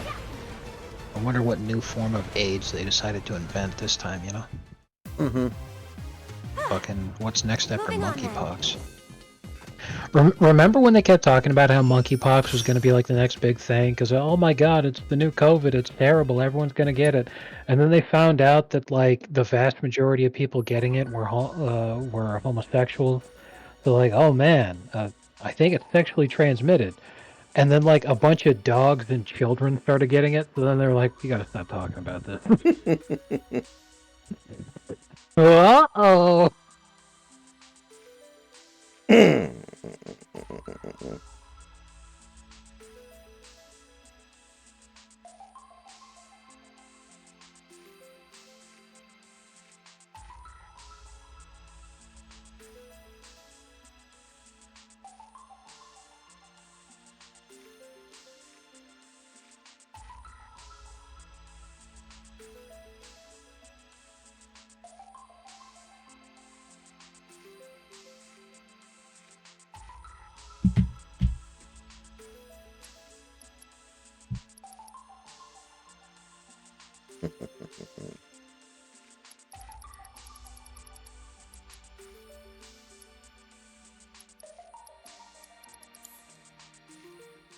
I gather from your expression that you're eager for more.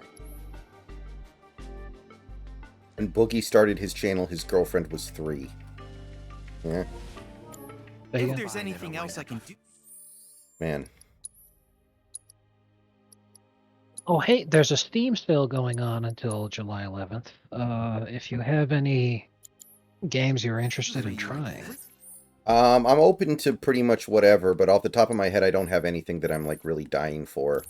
Please let me I know. wouldn't I'm mind... always happy Like, to I think help. I have Crusader Kings 3 on my Steam list, but it's not something I Are would you start heading playing out? immediately or anything. It's just something I've had in the back of my head for a while. Gotta lend the medical team a hand today. Check my wish list. God, everything's so expensive. You certainly don't look ill. Passing through, I take Yeah. I went to go get fried chicken today. $45 for 3 people. And I thought about that streamer you were talking about a couple weeks ago. Which one? You know, the fried chicken, like, that's too low class for me. Oh, right. Yeah. Or whatever it was you said. Yeah, and that's exactly what he said. He's like, it's kind of low class. I was just sitting there like, I've watched you fucking eat ramen with your fingers, dumbass. Don't fucking cup of noodles with your hands.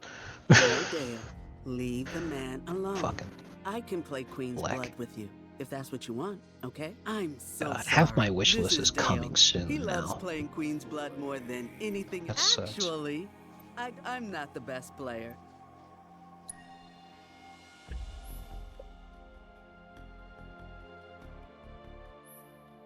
I never even really thought about fried chicken as being, like, a low-class food. Like, when I think of, like, that kind of stuff, the first thing that comes to mind is the people who think that mac and cheese is, like, a main course versus the people who think it's a side dish. Like, to me, it's a side dish all day, but some people consider mac and cheese to be, like, the main course of a meal. And then right, and then when it is the main course, they start adding a ton of other shit to it, to the point where it's like, you basically just made, like, some kind of pasta dish. It's not macaroni and cheese anymore. You made, like, half as ziti. What the fuck? Mhm.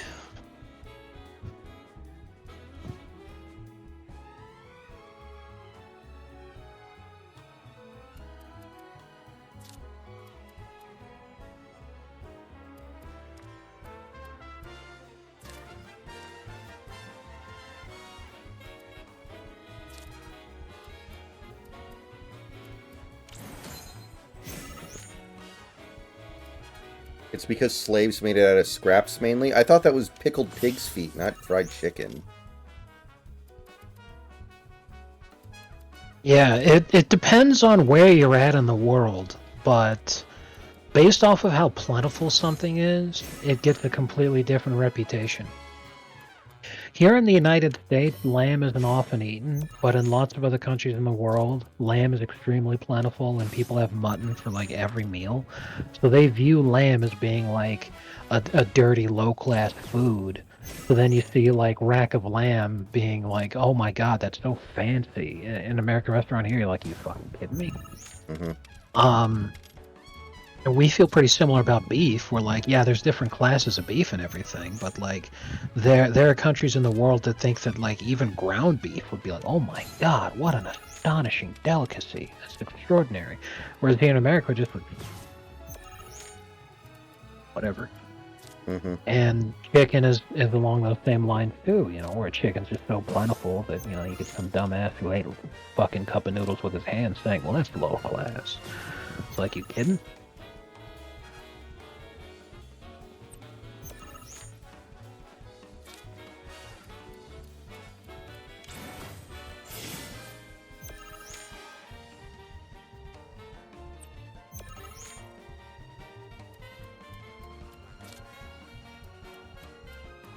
Oh my god, this guy has 800 billion cards that can be played on top of other cards.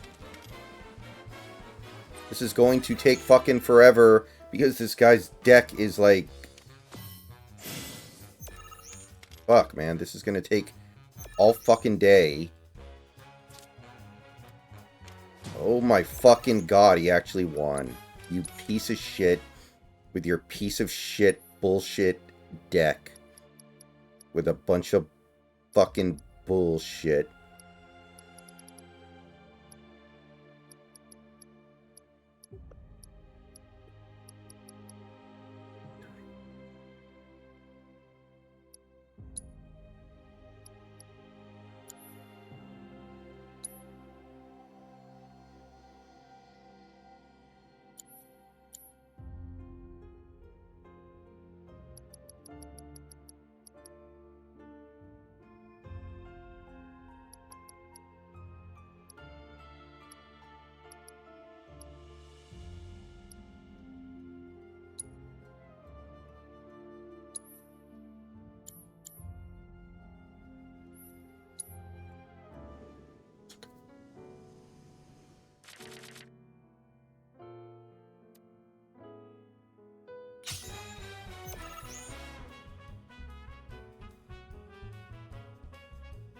Yeah, they had such a good operation, Big Country, in Casino. Everything was going great.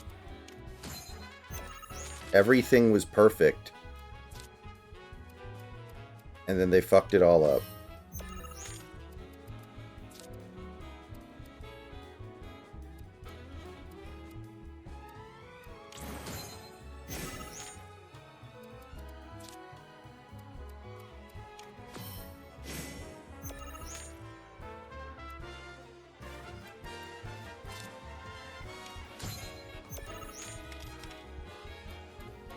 Oh, should have to hold it.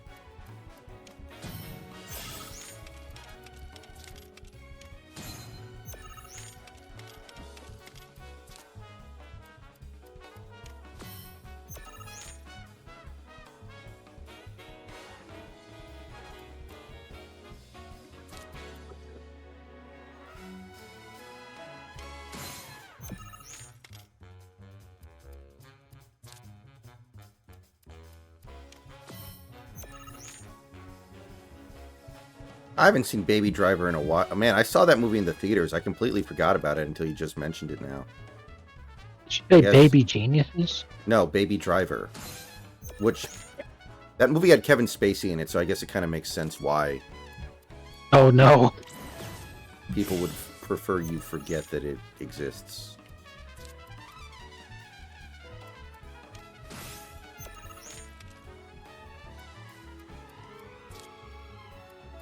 So the Germans would have you believe.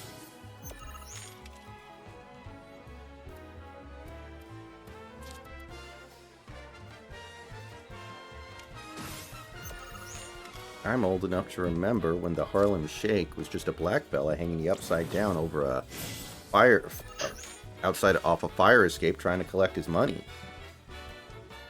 I can't believe you just said that. You can't say that. I didn't say I read it. I can't believe you just read that. Oh my god, all fucking mighty.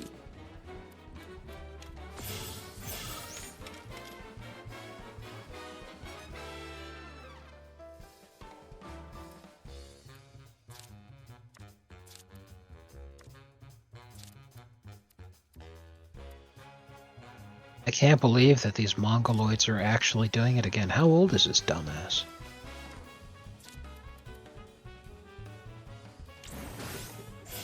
I see this tweet. It's got over 1 million views. California HSR will connect 2 metropolitan areas with a combined GDP equivalent to that of Australia in just 2 hours and 40 minutes. How am I not supposed to think that this is the most transformational transportation project on the continent? And it's the high-speed rail meme that's supposed to connect San Francisco to Los Angeles. Here's the problem. You know when they first proposed this thing? 2008. Why, it's been 16 whole fucking years. Then, oh wait, they're trying to do it again and ask for another couple $100 billion. Oops. Sorry, no refunds. Exactly. You know what that money actually went to? Not a fucking penny of it got spent on any kind of construction or anything at all, because in 2008 Schwarzenegger was still the governor. But after the economic collapse, Schwarzenegger raided the pension fund of the teachers union in order to stave off the state declaring bankruptcy. So after Schwarzenegger leaves office, here comes Jerry Brown, old Governor Moonbeam. He's in office again. And you know what he did? He made damn sure that the people who elected him and keep his party in power, the teachers union, got their money back. So in 2012, they enacted a bullshit proposition that was supposed to be, it increases funding for schools. There's no way you could hate this. It's just more money for education, and every cent of that went into the pension fund. And then the high-speed rail thing, he said, we're going to finally start levying the funds to build this thing. Let's get this high-speed rail project going. And then also all of that went straight into the fucking pension fund. It's just embezzlement, embezzlement, and more embezzlement. That's all it is in this fucking place. And I'm sitting there like, and here we are, where you're doing it again, talking about $500 billion for some fucking boondoggle that's never going to get built, just so that yet more rich Jews running the fucking place can get even more crooked money. Like, what? Why? Why do we just keep doing the same thing over and over again?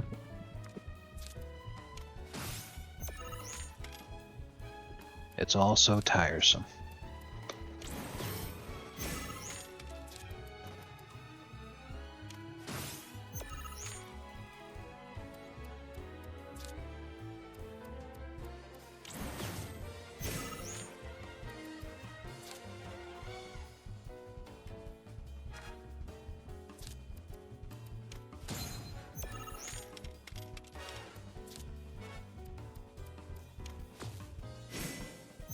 On a only very tangentially related note, there's been an obscene amount of construction in the area I live in lately on the roads. I think if they start one more construction project, I'm going to be trapped within like a 2-mile radius of my house. Area. It's pretty annoying. Alright, I think we finally got the fucker.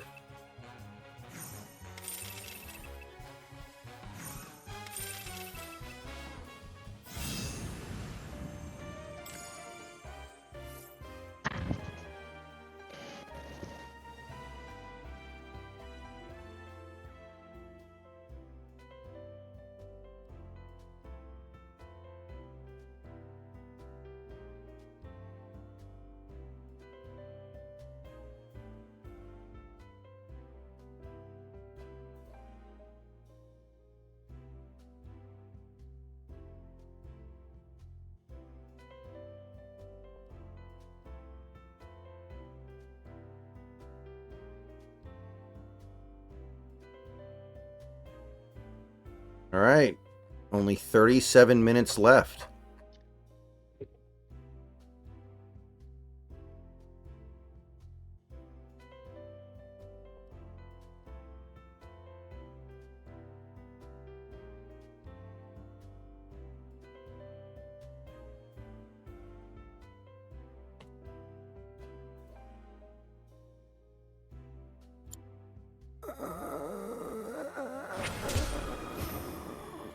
Oh, wow.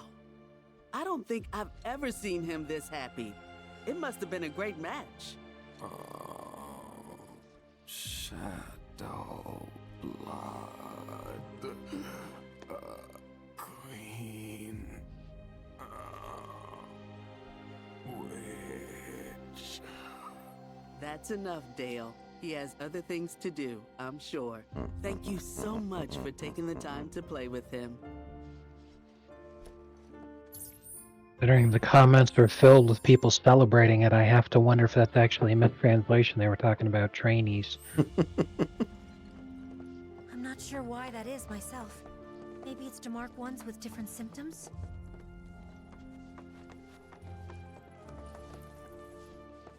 If you're here to visit someone, I'm afraid you'll have to track them down yourself.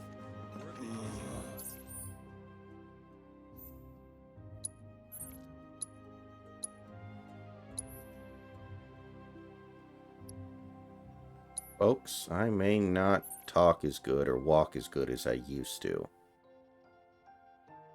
I know my brain don't work no good sometimes.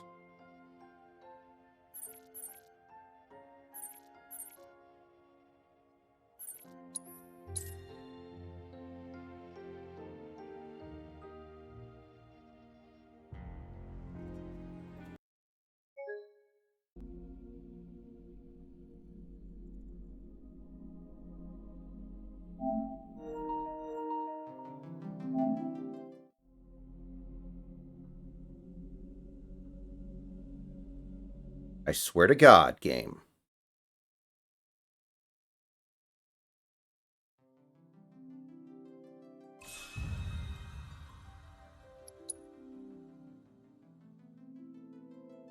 Okay, good.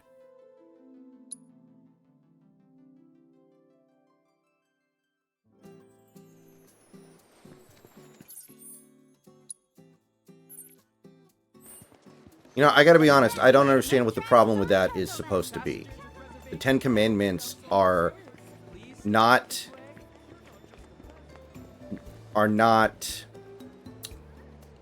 native to any particular religion.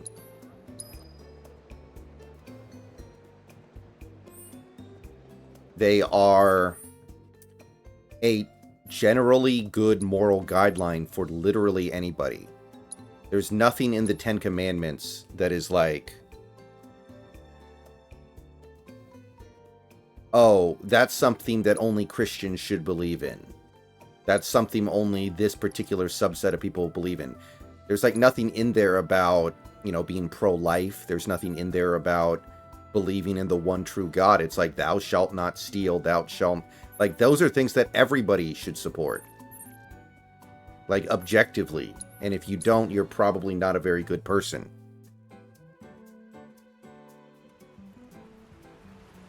It does, Austin. It comes from Christians. The Ten Commandments does. But if you use the Ten Commandments as, like, guidelines, like, if you're going to say, okay, these are guidelines that people should live by morally, I think those are very universal.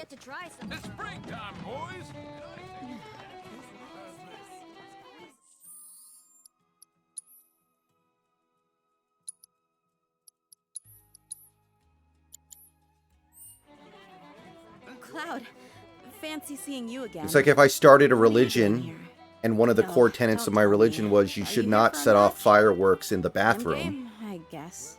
And then somebody decided to post that in a public place. Thou shalt not fire off fireworks in a bathroom. Or what? Like, that's not something that should be native to religion. That's just a good idea. Like, that's just something you should not do. Right. I'd say 6 out of the 10 commandments are universal, like you're saying. Honor your father and mother. Thou shalt not murder, thou shalt not commit adultery, thou shalt not steal, thou shalt not bear false witness against your neighbor, thou shalt not covet. But then there's 4 of them that it's like, that I don't think is universal. Because trying to imagine somebody who's not a Christian doing that kind of thing.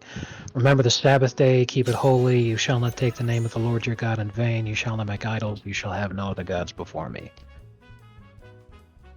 Okay, I could kind of see some of those. All very important things, but if you are not, you know, a member of faith, that wouldn't exactly be very appealing to you.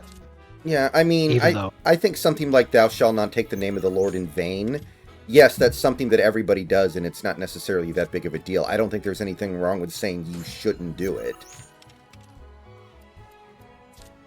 You know, it's like not coming to a complete Yeah, remember stop. how Charlie's grandma ended up in hell because, back in 1958, I said, "Damn!" when your grandfather got shot in the head by that rotten burglar.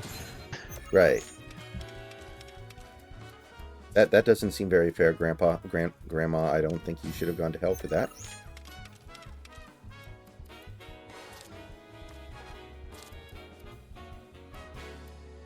I thought it was kind of funny how Charlie, like, didn't even ask why he was in hell.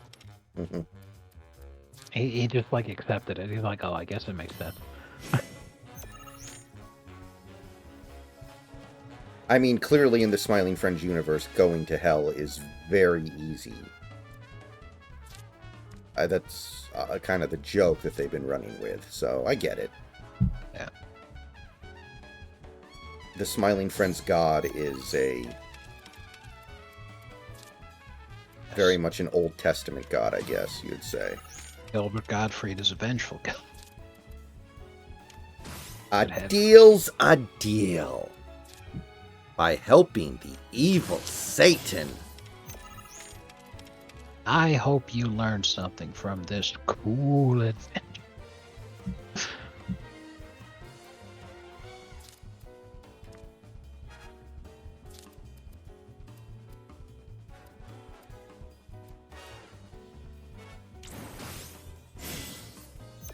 Merry Christmas.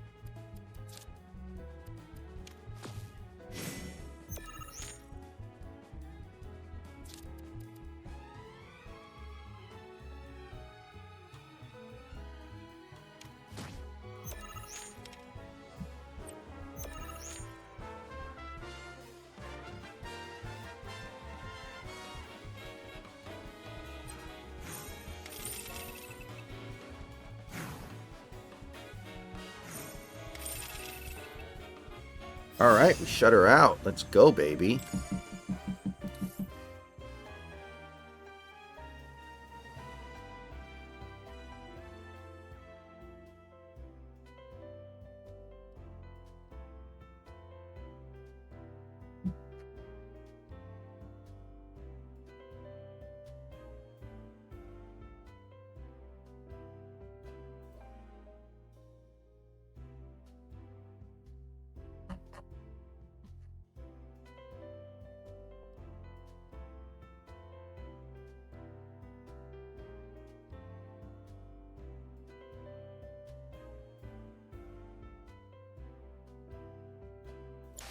Ooh, nice.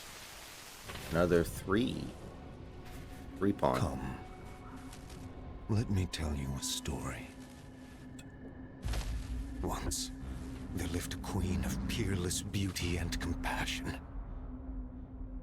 She loved her people, and they in turn loved her. But one day, a change came over the Queen. In the blink of an eye, her love turned to hate, her compassion to cruelty. Fair and beauteous though she I injected an egg with my DNA in my evil laboratory. black as pitch. Conquest was now her cause, her subjects mere fodder to feed her boundless ambition. And so her kingdom grew as her people perished. Until, that is, a ray of hope appeared. A sorceress who would be their salvation. The Emerald Witch, they called her.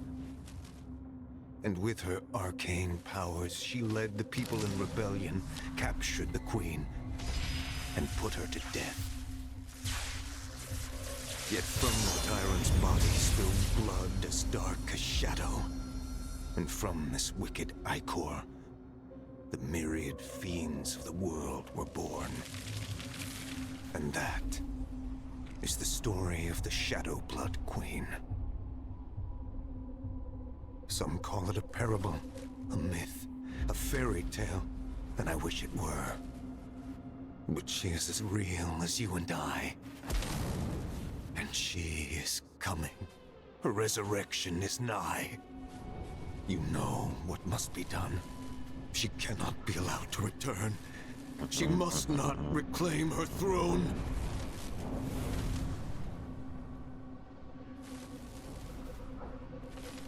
I pray you will succeed where I so miserably failed.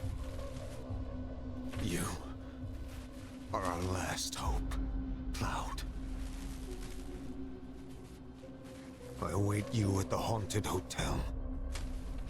You must hurry.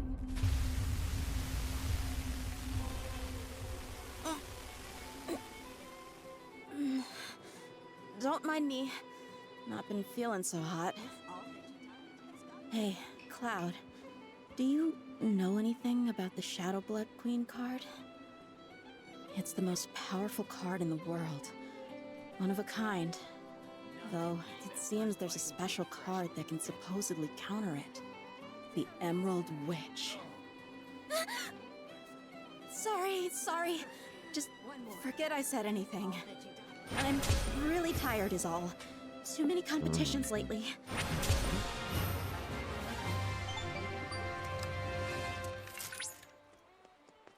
Congratulations, Cloud. You have risen to the rank of Blood Marquis. By the way, I recently received a letter addressed to you. It read, "I'll be waiting for you at the hotel in the Gold Saucer. From a friendly specter. Are they inviting you to play Queen's Blood with them? I wonder."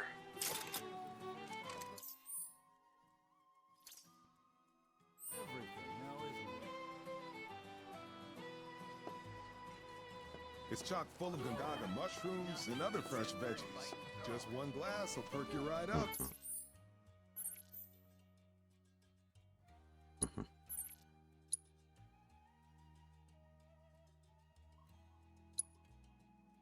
Oh, absolutely, Austin. I saw some tweets the other day after the Chevron overturn in the Supreme Court, and there were some people who said it, and I kind of agreed, right?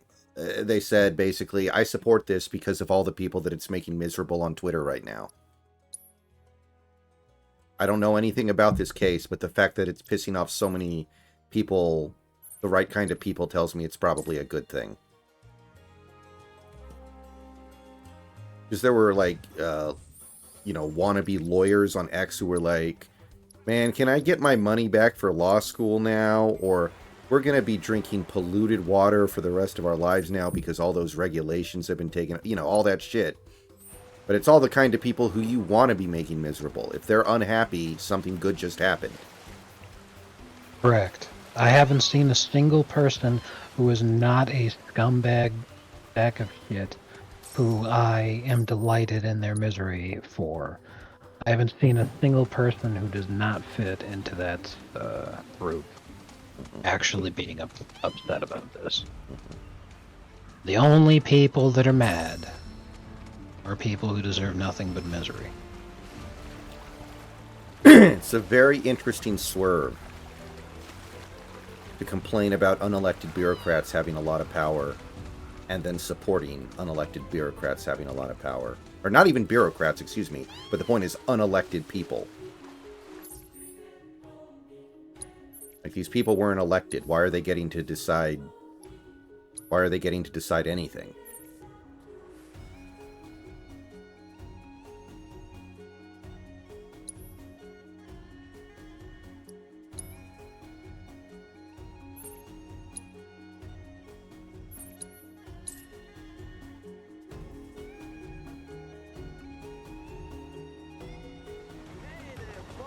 Welcome to the Gold Saucer.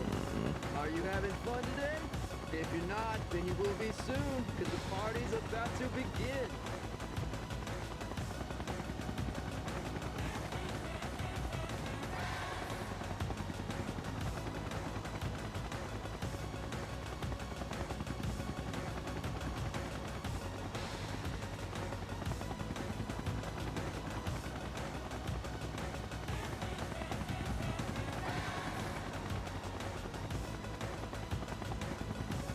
Okay.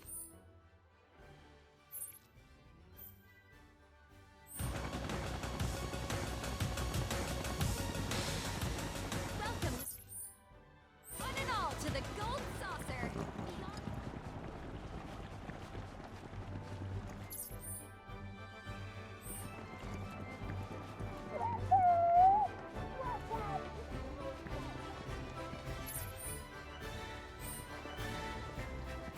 Ladies and gentlemen, something big is afoot. The fight for naming rights. We need a plan if we want to has issued a challenge to Director Dio.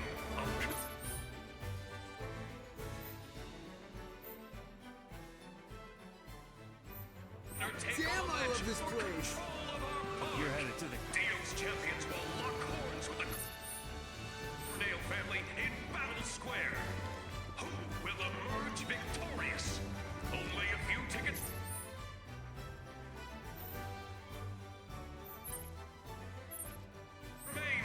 You don't want to miss this matchup of the millennium. You're headed to the Coliseum. Be sure to grab a drink.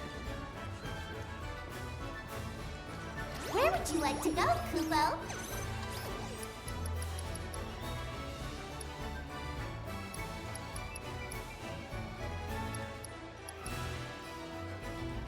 We look.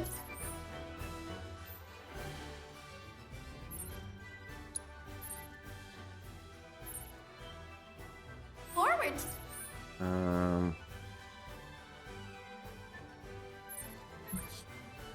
Serving you again soon, Kupo. Man, everything about Battle Square was badass. Your trusty guide Moogle is at your service. And away we go.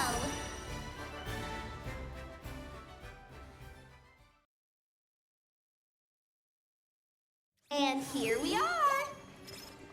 Attention, Chocobo race fans. In the mood. Oh, hey Cloud, got some news. Apparently the powers that be like what we have to offer. Gave us permission to race in the Gold Cup. So I went and signed you up as soon as I could. After all, you're the best jockey I know. The Cup is 3 races, and you get points based on where you place in each. Bird with the most at the end wins. But the races are nothing like you've ever seen before. Gotta be on the ball if you want to take the top spot. Anyway, when you're ready to face off against the finest riders this side of the continent, head on over to registration.